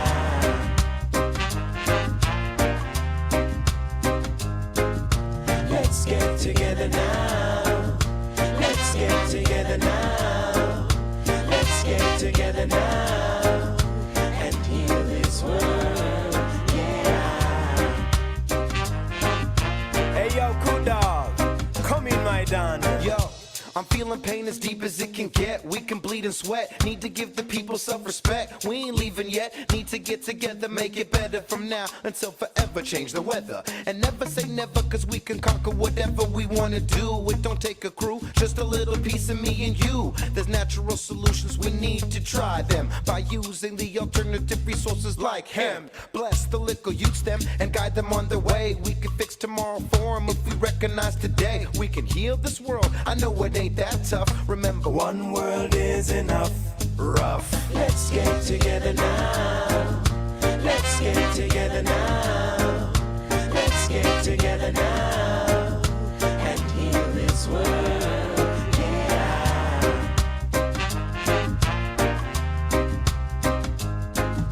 Let's get together now. Let's get together now. Let's get together now and heal this world.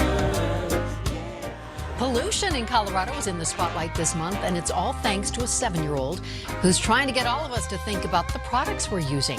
Madhvi Shatur is a 2nd grader at Hackberry Elementary School, and it's because of her passion the governor declared April Plastic and Styrofoam Pollution Awareness Month. The proclamation encourages Coloradans to use something other than plastic or styrofoam products and suggests that people volunteer to pick up trash at least once a year. Calling all school teachers, all Greenpeaceers, all truth preachers, and all peacekeepers, yo. We're sending out an SOS to all international leaders. Now I say, rise up all you fallen soldiers. Stand up, unite, bring down all borders. Bless the youth with food and shelter. Stop the genocide and make life better now. We gotta start with a solid foundation based on worldwide cooperation. That's the only way to change the situation and make it better for the next generation. Join hands cause the time has come. Children of the earth, daughters and sons. No matter who you are or where you're from, creation is one, so love one another. Let's get together now. Let's get together now. Let's get together now and heal this world. Yeah. Yeah, man. Right now. Let's get together now. Let's get together now.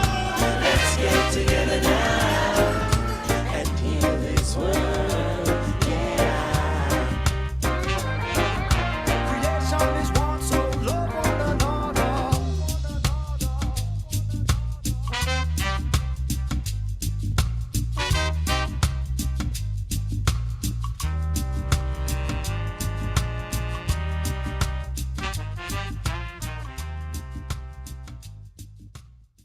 Beautiful. And I love that it's dedicated Wow. to that 7-year-old 2nd grader who, talk about the next generation.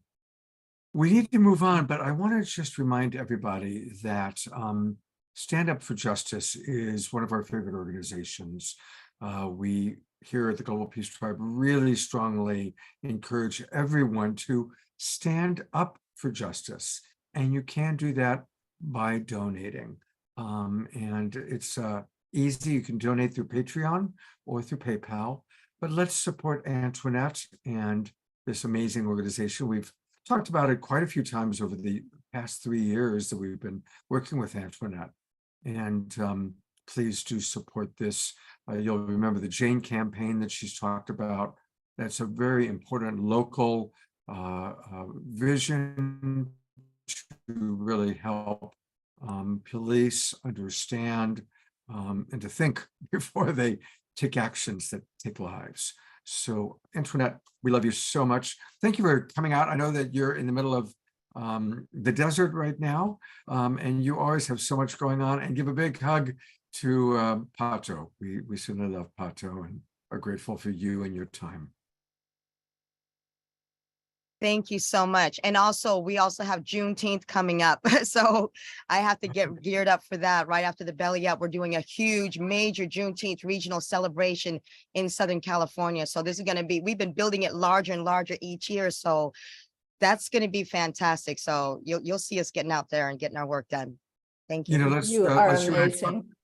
Let's talk privately, Antoinette, about when we can have you come on and talk about Juneteenth to the Global Peace Tribe. Let's make sure let's set that time.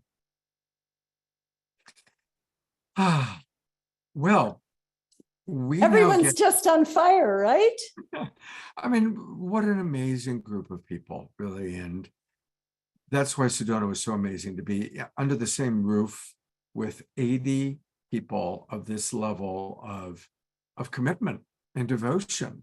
You know, it's And spirit, yes. Spirit, absolutely. Well, yes, and we have more amazing people to introduce to everybody. I'm going to let you do the honors of telling our audience about our next two friends who are coming to us via video that we just recorded last week.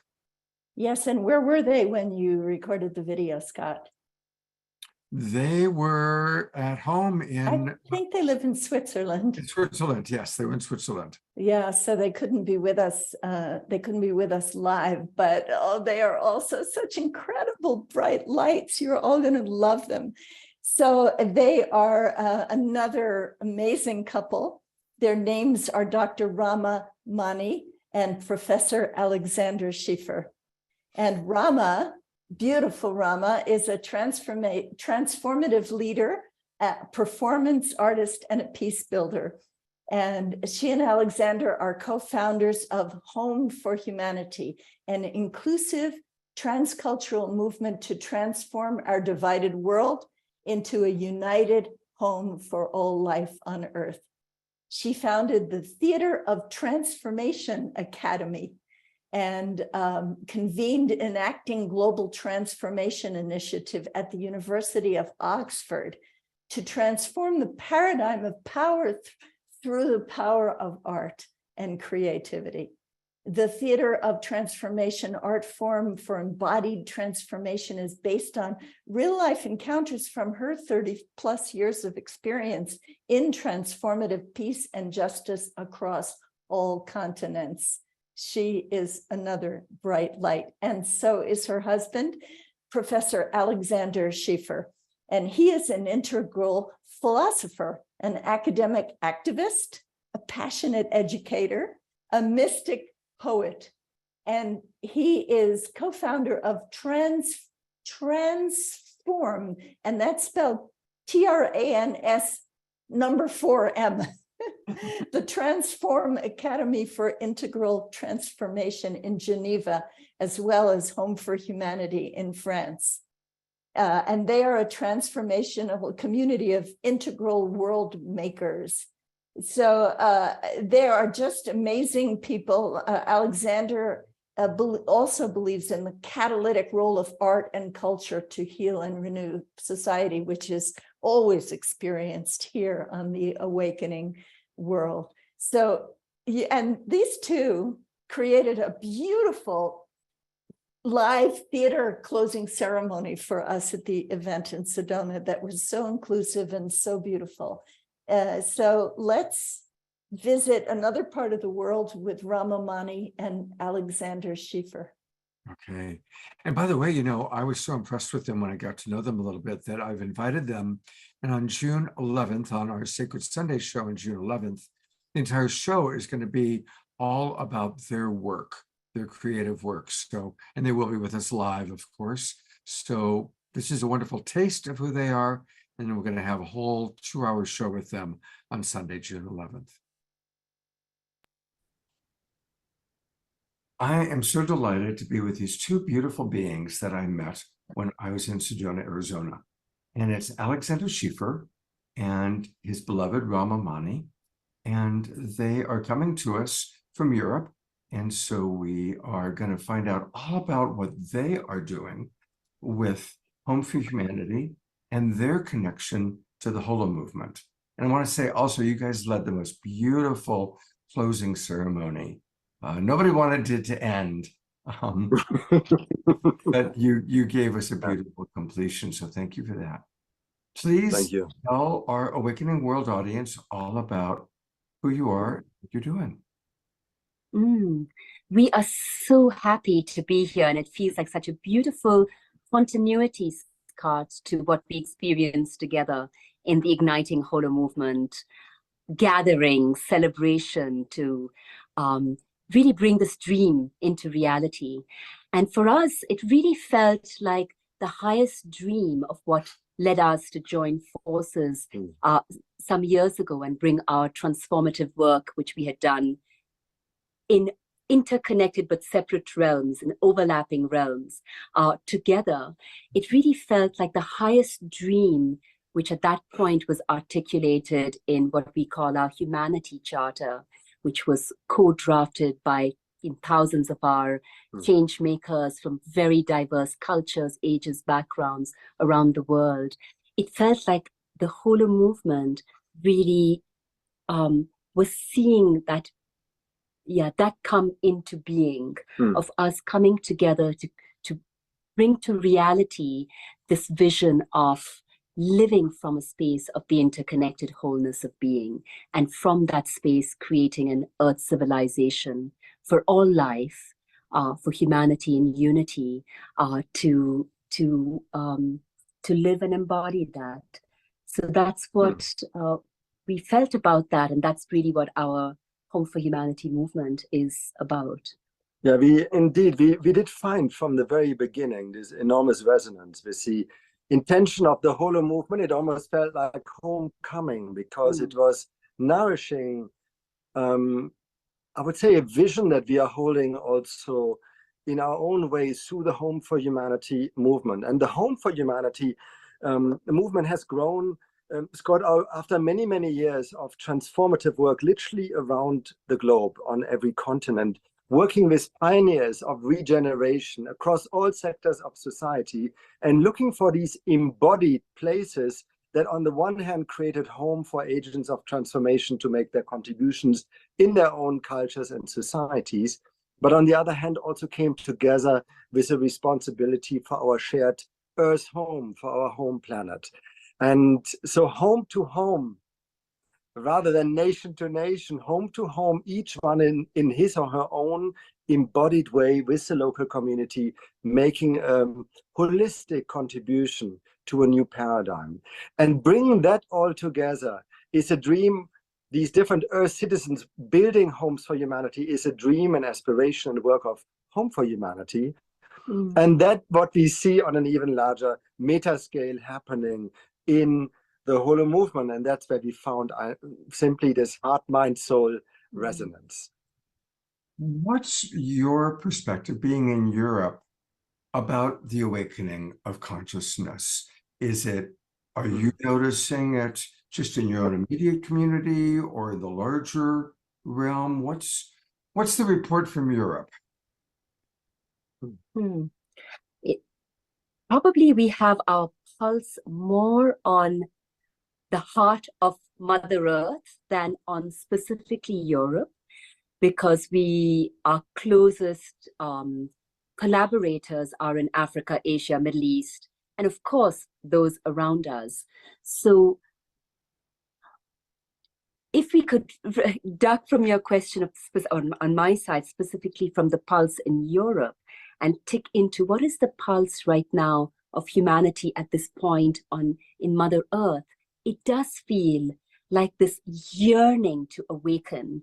It's almost like a lid has been lifted, which was keeping down the yearning to awaken, and this yearning to reconnect to our fundamental unity, to live our true humanity, which is really what Home for Humanity is in service to, that every one of us has this knowing of our unity, and we've sort of forgotten it or been distracted from it or been kept so busy we couldn't awaken to it. So we feel that coming up. We feel that also very strongly in Europe, but we can feel there's kind of an ambivalence here. There's a lot of awakening, probably similar to what you're seeing in America in the last years. And there's a lot of fear and keeping our heads down and being caught in the rush, the press of what's in the moment. I would so say, Rama, to build on this, I mean, certainly Europe is by no means anywhere close to what once was the European Renaissance, but there is definitely a strike of awakening. We always find, Scott, working around the world, that the big shifts usually don't happen in the center of power, but somewhere in the periphery.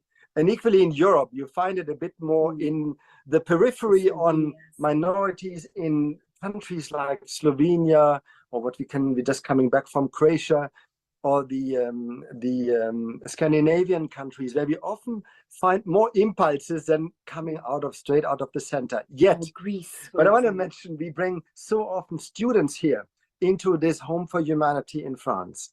And one particular student group also coming from the University of St. Gallen, which is very driven to become, young people becoming leaders in organizations.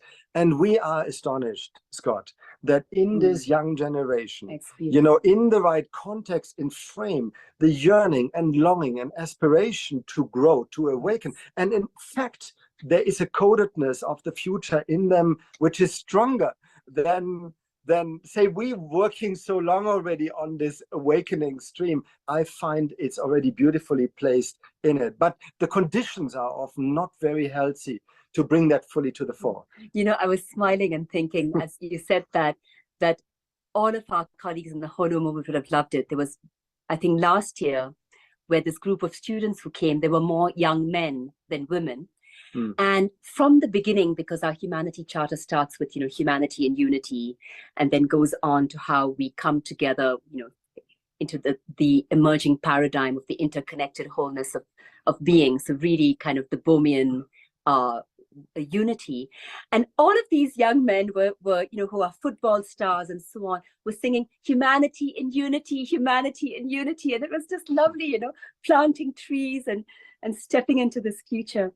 But perhaps what we would really like to share as well about what excited us in terms of also the timing of the ignition of the HoloMovement is literally that this year we had this very strong feeling that the Home for Humanity movement had grown during this COVID period. I think all of us in this time are experiencing this acceleration, us finding each other, us finding the spirit that was so alive in the HoloMovement of deep co-creation from the soul and the spirit and embodied co-creation. And we received during our New Year silent meditation between Christmas and the first couple of weeks of the year, this huge vision, literally, and then we got invited right then into the HoloMovement by Emmanuel and everyone there. Literally, the vision is over the next 7 years that Home for Humanity ignites and invites and convenes a journey around our beloved Earth planet to every country, so that what you're working for, what we are all working for, this global awakening can be of all of us and all of the genius and the gifts, the wisdom, and the suffering and the transformation and the dark nights can be of all of us together, creating together this future. So it's really our big contribution and our commitment is that we will go on this journey, inviting many others, HoloMovement is already a part of it, to join us. But we are committed that for the next 7 years, we are on the road, curating, seeding, listening, honoring, healing, holding, so that this new earth can come into being. My last question for both of you, and it's so wonderful to hear from you and to feel your energy. How have you personally transformed? How is your personal transformation going? I know that's a big question, but you each have like a minute to share your own personal transformation as it relates to our awakening world and the HoloMovement and all of us really coming into connection together. Indeed, I mean, Scott, you asked the whole night question, but to come into it, there is a deep understanding that a new story is coming through us, and we feel that on a very profound level. And in the work, in the transformative awakening work we've done in the past 30 years, on my side, I felt this enormous urge for higher levels of embodiment, so that this whole new spirit can really land. And out of that came this whole vision of home for humanity. That means what we cannot live, what I can't teach anything that I can't live. So in a way, the awakening process was also one of throwing ourselves in the very heart of embodying the spirit that wants to land, and to make ourselves as transparent as possible in this process where we teach and educate and guide processes, but yet we are in our home part of it, so that out of that, the co-arising of many other embodiments can emerge. I would say that's at the heart of my own transformation, this becoming the journey towards incarnation of what wants to manifest. And I have to give tribute, because I know you are today in Ashland, to Jean Houston, because she always said, what is not visceral, what is not really in your intestines will not shine through and will not be able to radiate and to manifest. So that's at the heart of the process. So maybe picking up on that, so really paying tribute to Jean, who we are honored to have as the co-chair of Home for Humanity.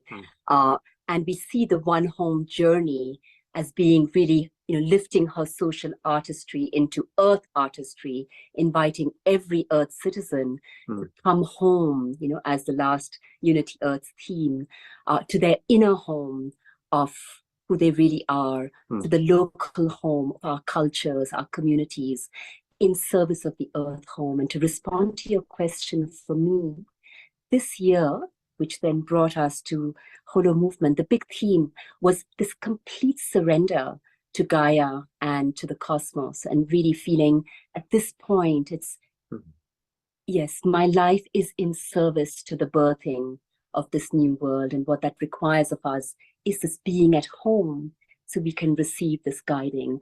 And to really, it's also a commitment that my awakening can only be fulfilled if it's in service of, this pilgrimage around the earth, so that everyone's awakening, being there to honor their awakening through the pains that our earth is going through, but also through this beautiful renaissance of what we are truly capable of. So it's this mothering of all these awakenings and a complete surrender to that.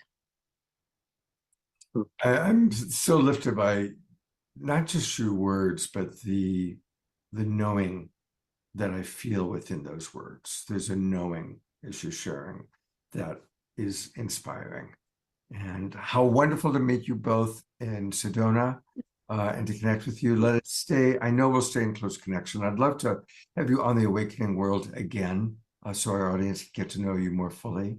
And of course, we'll see you in Ibiza next year, and hopefully maybe our paths will be here or there before then.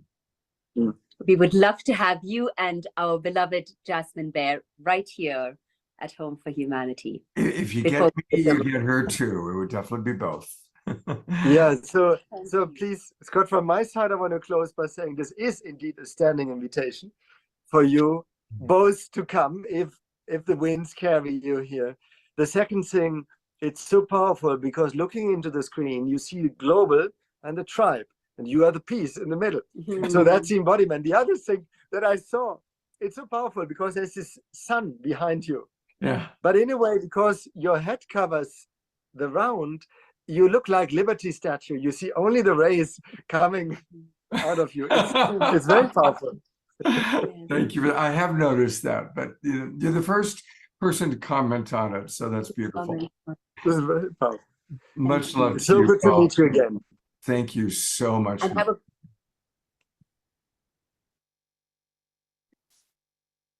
Yes. What extraordinary human beings, aren't they? You know, after we finished the interview, we ended up talking for so long, and that's why I said, let's just set a date. So we scheduled Sunday, June 11th, to hold the whole show will be with the two of them, and they're going to bring on some of the artists that they work with. And you kept trying to get them to go to the personal, and they are so, all of these people who are on fire with the HoloMovement, they go right to the global and holding the whole thing. And Rama talked about mothering, which we were speaking about earlier, and they're about to travel all over the world. And we still have more of the world to bring in this evening. That's right. So I'm going to put the spotlight on Dr. Anneloes, but we'll watch her video first. But please go ahead and introduce this wonderful woman to our audience. Well, okay. Now, you are about to hear from someone quite extraordinary and unique, and that is Dr. Anneloes Smitsman. She is a futurist, a systems scientist, a keynote speaker, a pioneer, and best-selling author in human development and systems change. And she is the founder of an extraordinary initiative called the Earthwise Center. And that includes the Earthwise Constitution for a Planetary Civilization and the Earthwise and Future Humans Games. And Anneloes also holds a master's degree in law and judicial political sciences from Leiden University in the Netherlands, and a doctorate from the Maastricht Sustainability Institute at Maastricht University in the Netherlands. Anneloes is co-author with the person that was just mentioned by Rama and Alexander, Dr. Jean Houston. And of course, we heard Jean Houston's wonderful words in Kristen's anthem in the opening of this program. So Anneloes and Jean together are writing the Future Humans trilogy. And the first volume, The Quest of Rose, was a #1 Amazon bestseller and a winner of a Silver Nautilus Award last year. And then the second volume, The Return of the Avatars, was a gold winner of a Nautilus Award here in 2023, and also became an Amazon #1 bestseller. And she's co-host with Dr. Jean Houston of the Future Humans podcast. So you've just heard a brief sketch of her life. And Anneloes, I know you're in Mauritius, which is an island in the Indian Ocean, and it is the crack of dawn for you.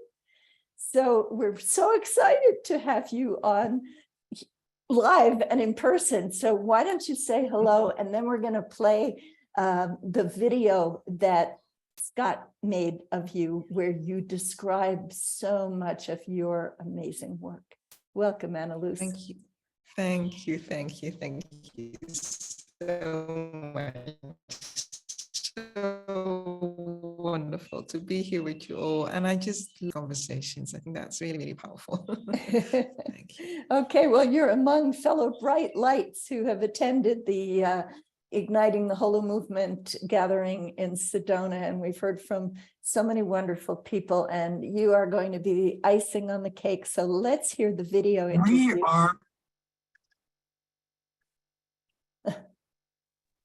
We are with wonderful Rev Deb, who's down in Mexico, and Anneloes, who's on a small island off Madagascar.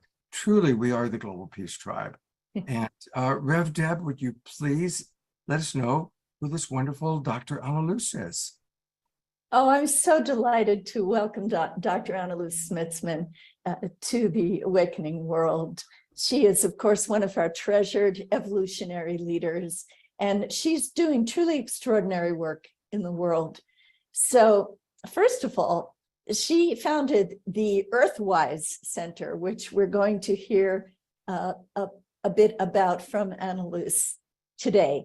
And the Earthwise Center is an amazing vision for the future, that for becoming the future humans of an emerging planetary civilization. It includes a constitution and many other aspects that I know the Global Peace Tribe is going to want to hear about.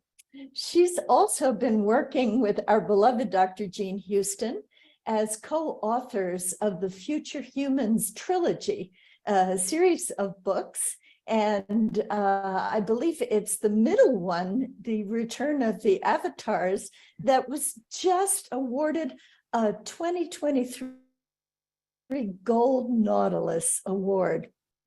So we're very proud of Anneloes and all of the work that she's doing, and how the grand scope of her vision, which what I appreciate most about it is that she's filled in the details. She's not just kind of thinking in a nice philosophical way, but when you get to know about the Earthwise Center, you'll see how brilliantly all of the pieces come into place. And I really see this as a major contribution to the emerging Holo movement. And it was a great pleasure to welcome Anneloes to our recent gathering about the Holo movement in Sedona. So I can't wait to hear what Anneloes Smitsman has to present to us today. Oh, thank you so much, Deborah and Scott as well. It's just such a great pleasure to be with all of you and for everyone listening and watching as well. This is really a special time. In fact, we were just chatting just before now about what we really feel is the essence of the Holo movement. So I just want to share with you a little bit about that before I'll share more about Earthwise and the Constitution. And so for me, where it really resonates is, this is really the time that Mother Earth is calling us together, because we are in exceptional times right now. And this is really a time that's going to make a critical difference for humanity, and especially for us to grow up, to connect, to link up, and to come back to the foundational premises of life in our universe, in these foundations of unity, love, and wholeness. And that is so beautiful that the Holo movement is coming out of that spirit to bring us together, not just to create a movement. We have a lot of movements, right? But to be at the meta level of the movement, to understand that the earth is moving us. The earth is moving us to take our next step as a species. And that's a call that goes out to all of us. And each of us, we are feeling and answering that call in our own unique ways. So I'm going to be sharing with you a little bit now. 1 minute.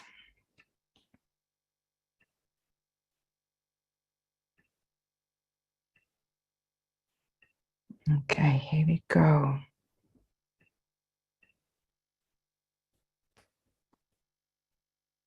So welcome to the Earthwise Constitution. Yeah? Many people are asking me, why a constitution? Isn't a constitution just for countries? And interestingly, I actually started as a constitutional lawyer many, many years in earlier career, and then moved into sacred law, and then moved into system sciences. And what I then learned from many years of studying living systems and the deeper cosmology of the universe and the evolutionary process of life is that every living system has a constitution that's cosmologically given.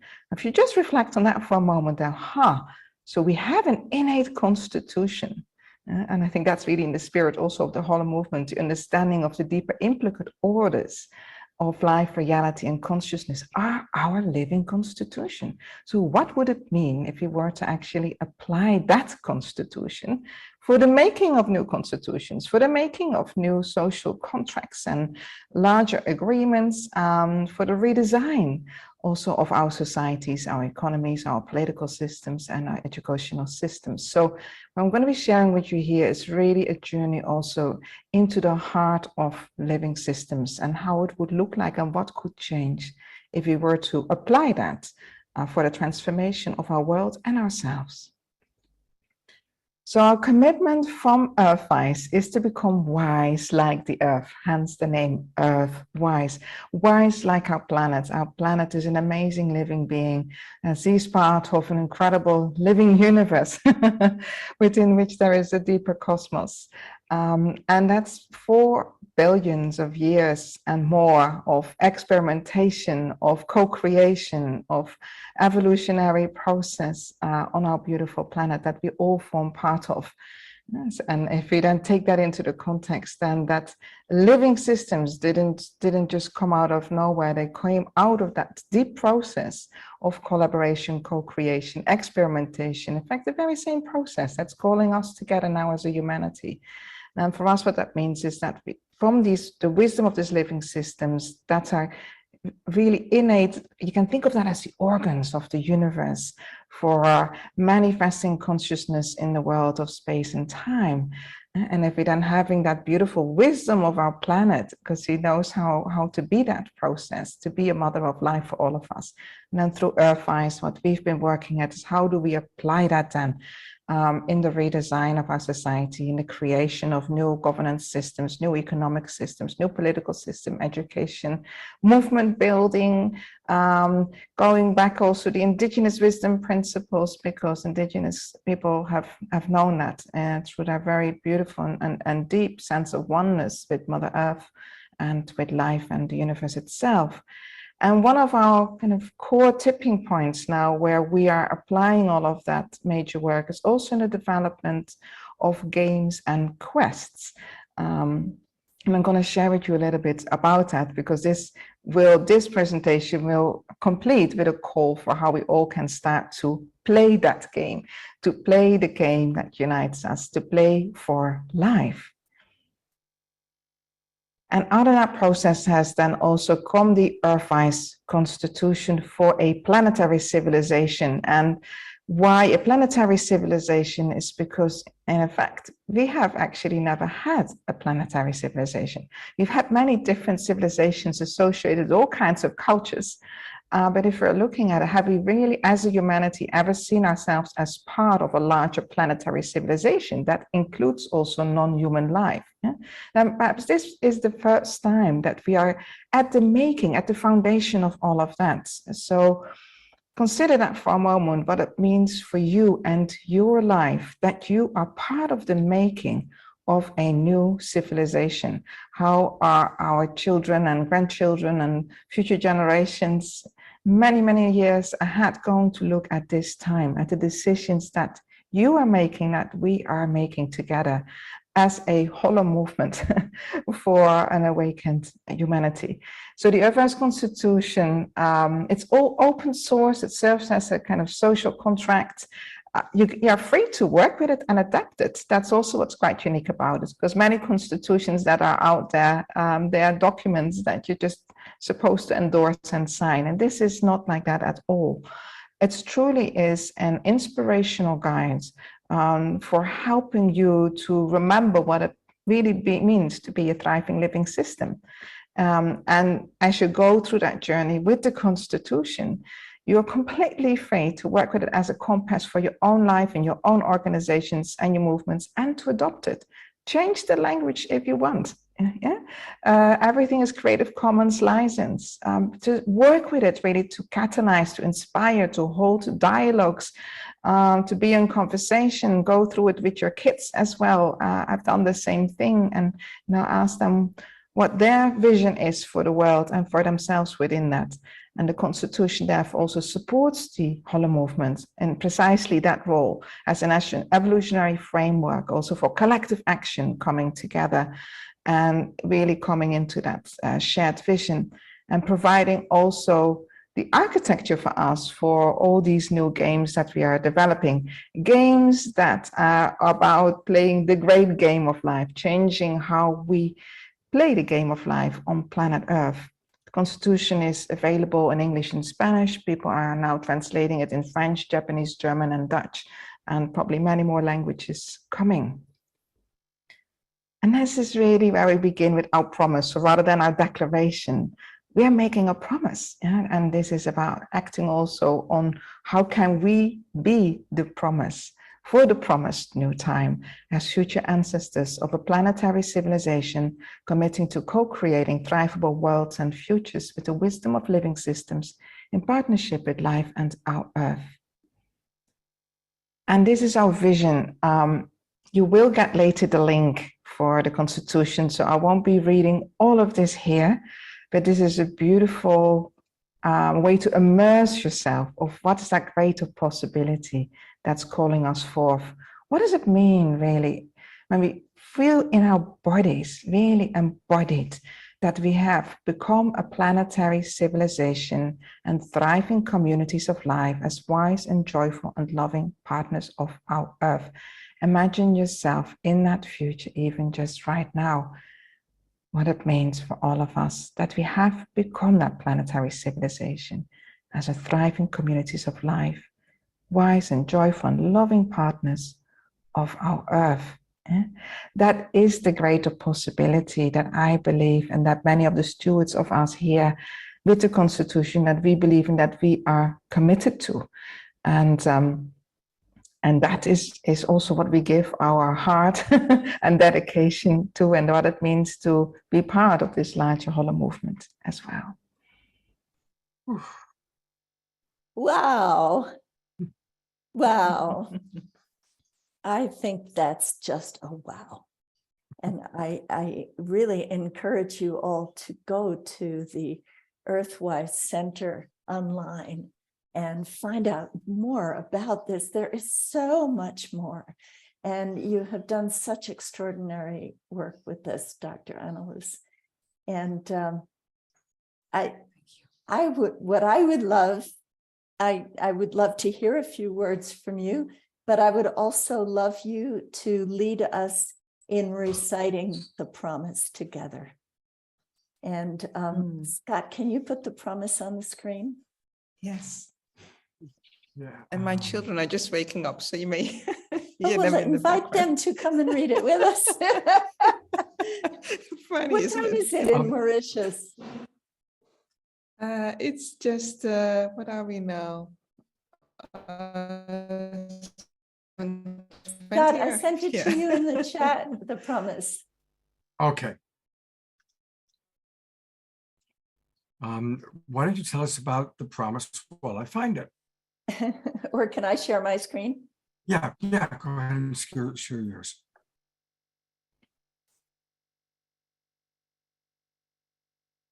Oh, I see.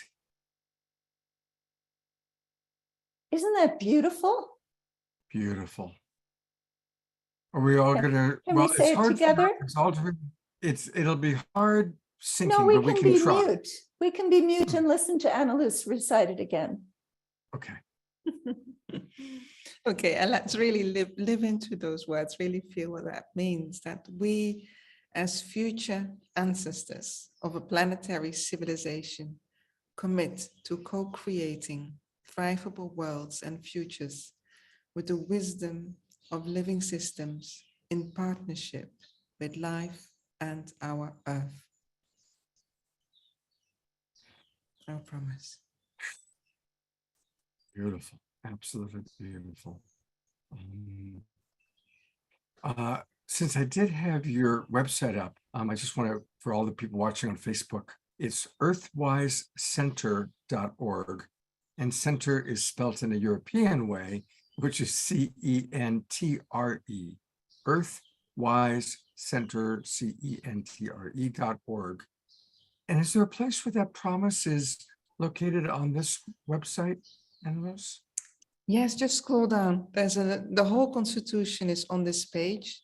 In the beginning shows how to work with it. Then we have the solstice launch with all the beautiful stewards. Jean is there as well.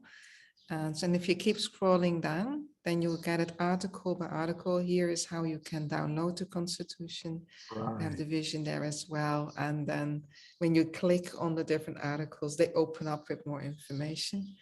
So yes, the Constitution is below what you just shared, and below all the logos also. And everybody, please That's do. it. Yeah, just sign up there, then you get the PDF version of it. Beautiful. Yes, which is a beautifully designed document. Great. All right. And look at all these amazing organizations you're working with. That's it. I will have to send you the They've Global all Peace Tribe endorsed logo it. so we can add Yes, that. please do so. We can add you, would be so good. And that's also the organizations who have endorsed that, made that commitment to start working together on the basis also of the principles and the values and the promise. And because we really believe that's really important to go at a deeper stage of collaboration right now. And to really, I mean, we're collaborating for the earth, and we are collaborating for a thriving future. We're collaborating as a promise also to all the future generations. And that, to me, that's also, I believe, what the essence of the HoloMovement is all about. Beautiful. Thank you so much for the wonderful work that you're doing. What was it like for you coming all the way to Sedona, Arizona, and being with us? What was that like? I loved it. Really felt like being with family. There's also so many of you, we've been working together and meeting on Zoom. And just such a delight to finally be with all of you in person. You know, that was just amazing. Sedona is very sacred ground to me. The way that the earth speaks there, I feel is really profound. So we did a lot of beautiful ceremonies there as well. And yeah, I think what some of the guests here today also expressed, that there is an aliveness in the field, and there's a deeper understanding also of action of so many people. So I feel that this is really truly a profound time together, and especially to be igniting new patterns. You know, I feel it's a higher pattern of us, of what does it mean to feel into us. Into the we, and what's the higher patterning of that, that also leads to coherent actions that are necessary for this particular time. So I absolutely had a most amazing time with all of you. I loved it. And I see people are putting in the chat, I promise. So any of you who are watching on Facebook are welcome to put I promise in the comments there. And someone has put the text of the promise as well.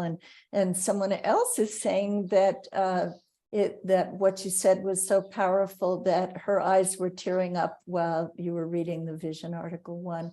This is the world that I too envision. So thank you, Anneloes, for all that you're doing to bring all of this into the explicate order. And make it available as games and as books. And I love what you said about the Constitution. I've never heard anyone say before, this is our Constitution and feel free to amend it as you wish. I mean, that's truly the new paradigm where the new everyone pattern. gets Exactly. Because that's what nature does, right? She gives us a seed and it diversifies. Nature is a living process of collaboration, co-creation, experimentation. And not a single flower is ever the same. So this is why also I felt if the Constitution is a seed, then may that ignite our creativity and our thinking and feeling into constitutionally what it means to create these higher intentions and agreements for our time. Yes. Thank you so much, Dr. Anneloes. Thank you. Thank you both. Thank you. We are one. We are one. We are one. Oh, yeah, yeah. Oh, yeah, yeah. Oh, oh, oh, oh. We are one. One love. We are one. One love. We are one. One love. Yeah, yeah. One love. One love. One love. One love. One love. One love. One love. One love. One love.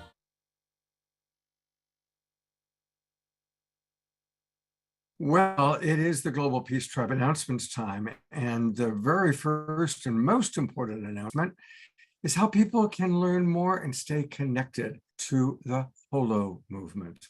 And so there's a website that's being built but there's a little bit of basics there now, and it's easy to remember. It's HoloMovement.net. HoloMovement.net. Please accept the cookies. Accept Deborah's cookies. And I want to encourage everybody right now, go there. You're all on a computer, so it's easy to go there and learn more and join the movement. Just click towards the bottom, join the movement, put in your name and your information and submit it. And this way you can stay in touch with what we all are going to be doing. And of course, we're going to do more Awakening World shows that are highlighting what members of the Evolutionary Leaders Network and what you all are doing. We're going to do one more round of hearing from all of you, what you are doing or what you vision doing or what being part of the HoloMovement means. So we're going to conclude after the announcements with that. Is there anything you want to add about joining the HoloMovement, Deb? Well, I would like my final words to be some words from Jean Houston. Jean was live at our gathering in Sedona via Zoom, like we all are today. And as she spoke, she became just an oracle, as she always does. And I'm going to read to you something that she said that you're not going to hear anywhere else, because it was what she said privately to us at the event. So she said, "You are part of the extraordinary transition from one era and way of being to another. You are all mythic beings. Friends, you are the mything links." What we are now living is a narrative that can take us not only to the world that works for all, but to an understanding of the profound relationship of the great unity that is calling upon us to be the evocateurs of this new time. I encourage you to make it physical in your own bodies, this dance of new life, this genius that is waiting to be integrated into the field of the HoloMovement as you partner the universe in our future becoming. Beautiful, beautiful. Well, those may not be your final words, though, because we're not quite done with you, Deb. What I do want to do is we're going to go to Omashar for a song, and then we'll come back. And if anybody wants to put in the chat box your role in the HoloMovement, anything you want us to share, Deb and I will read a few of those. Let's hear from Omashar. Absolutely. Brother, what do you have to say? I promise. That's what I have to say.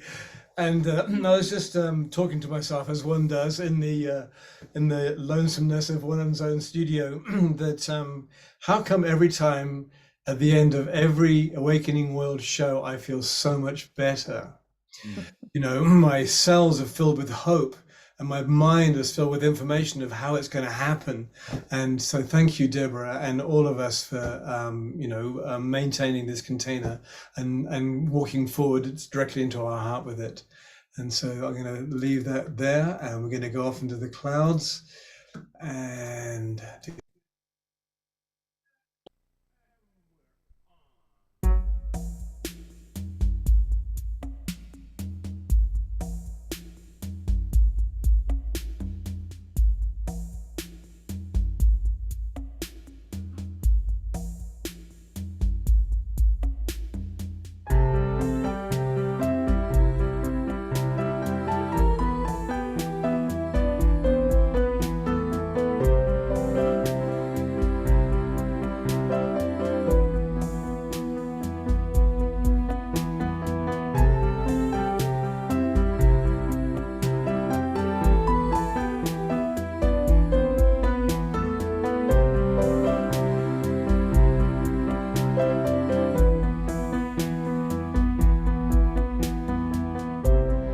I have been waiting for so long, and yes, I have faltered. Flickering faith I've had in you. Whoa, now that I see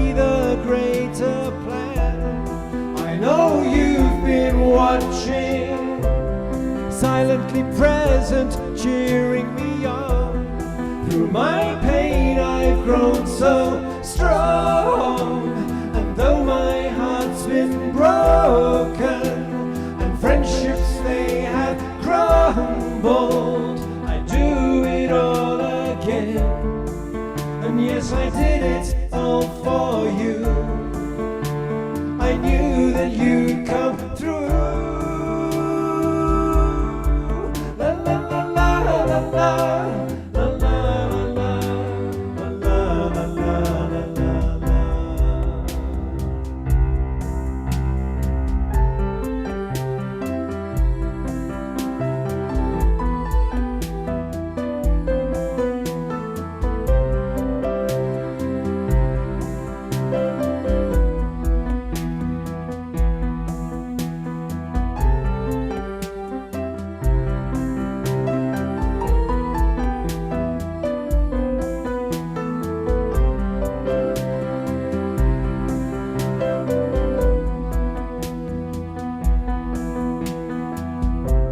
I open the door inside my heart. There is a radiant presence telling me this is where I start. Whoa, shining lights, please lead me home. For I know you never left me, and that I've never walked alone. And now I am ready for your essence to be fully merged with my life, and I'm ready for the changes that are required of me to be completely free. With your light I can see. La la la la la.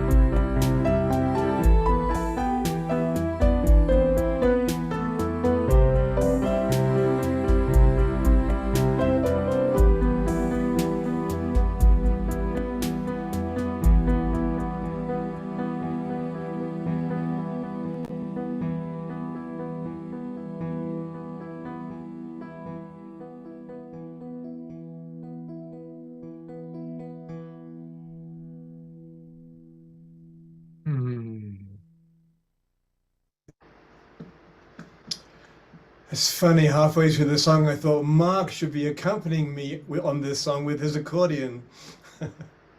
Wouldn't that be cool? We should do that. We should figure out, do a little Zoom. Well, there actually is a way, but it involves a third party.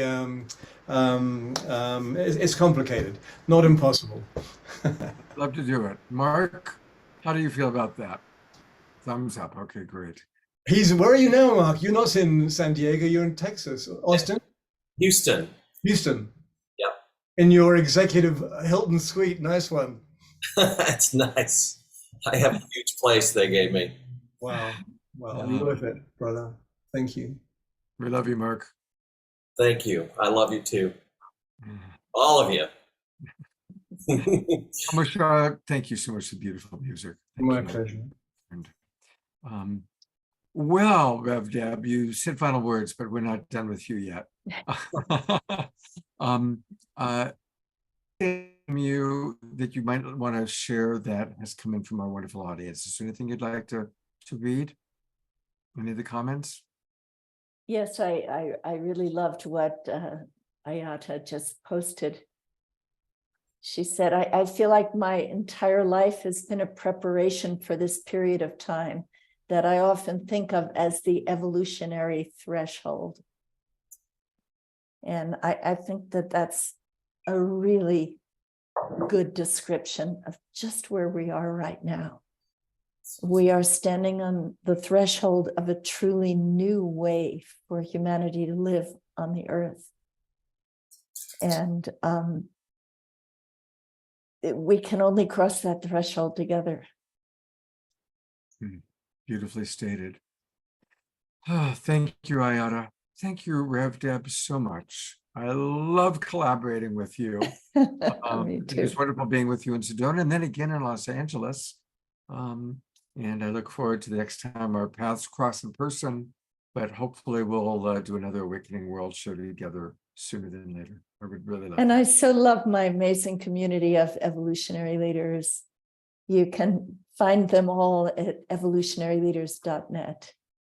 And every one of them is a gem, as we all are in Indra's net. And as we cross this threshold as the HoloMovement, we are truly igniting something new on this planet, something next level, something that hasn't been before. And that is the possibility that we all hold in our hearts together. So thank you so much, Scott, for gathering the Global Peace Tribe to do this as community. My pleasure. And I always like to close by letting people know what's coming up. So tomorrow, it could be a really fun show. We've got a really interesting fellow, Ari in the Air, world-class extreme sports guy who does unbelievable things. And we're going to be talking about what it means to re-dignify love and to create ascension. And to help us with creating ascension, we've got a beautiful new video from Sri Ram.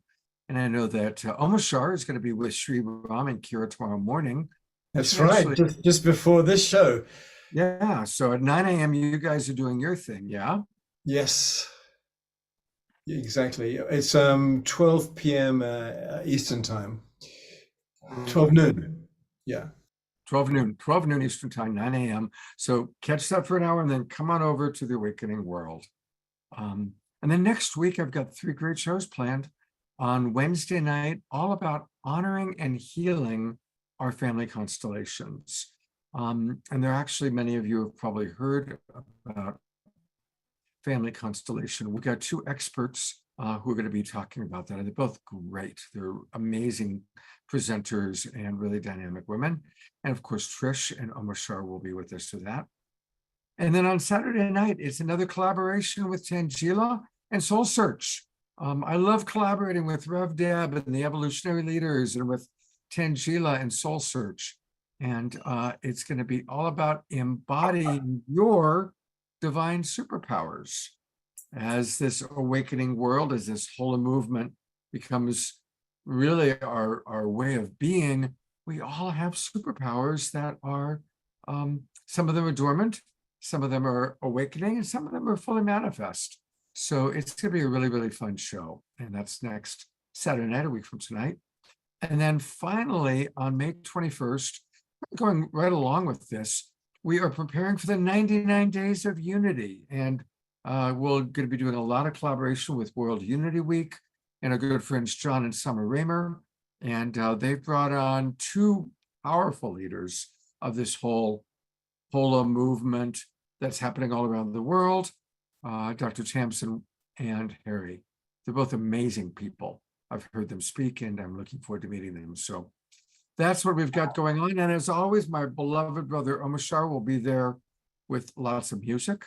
And so welcome everybody. Last thing I do want to just show for people on Facebook, do check out the Evolutionary Leaders website. It's evolutionaryleaders.net.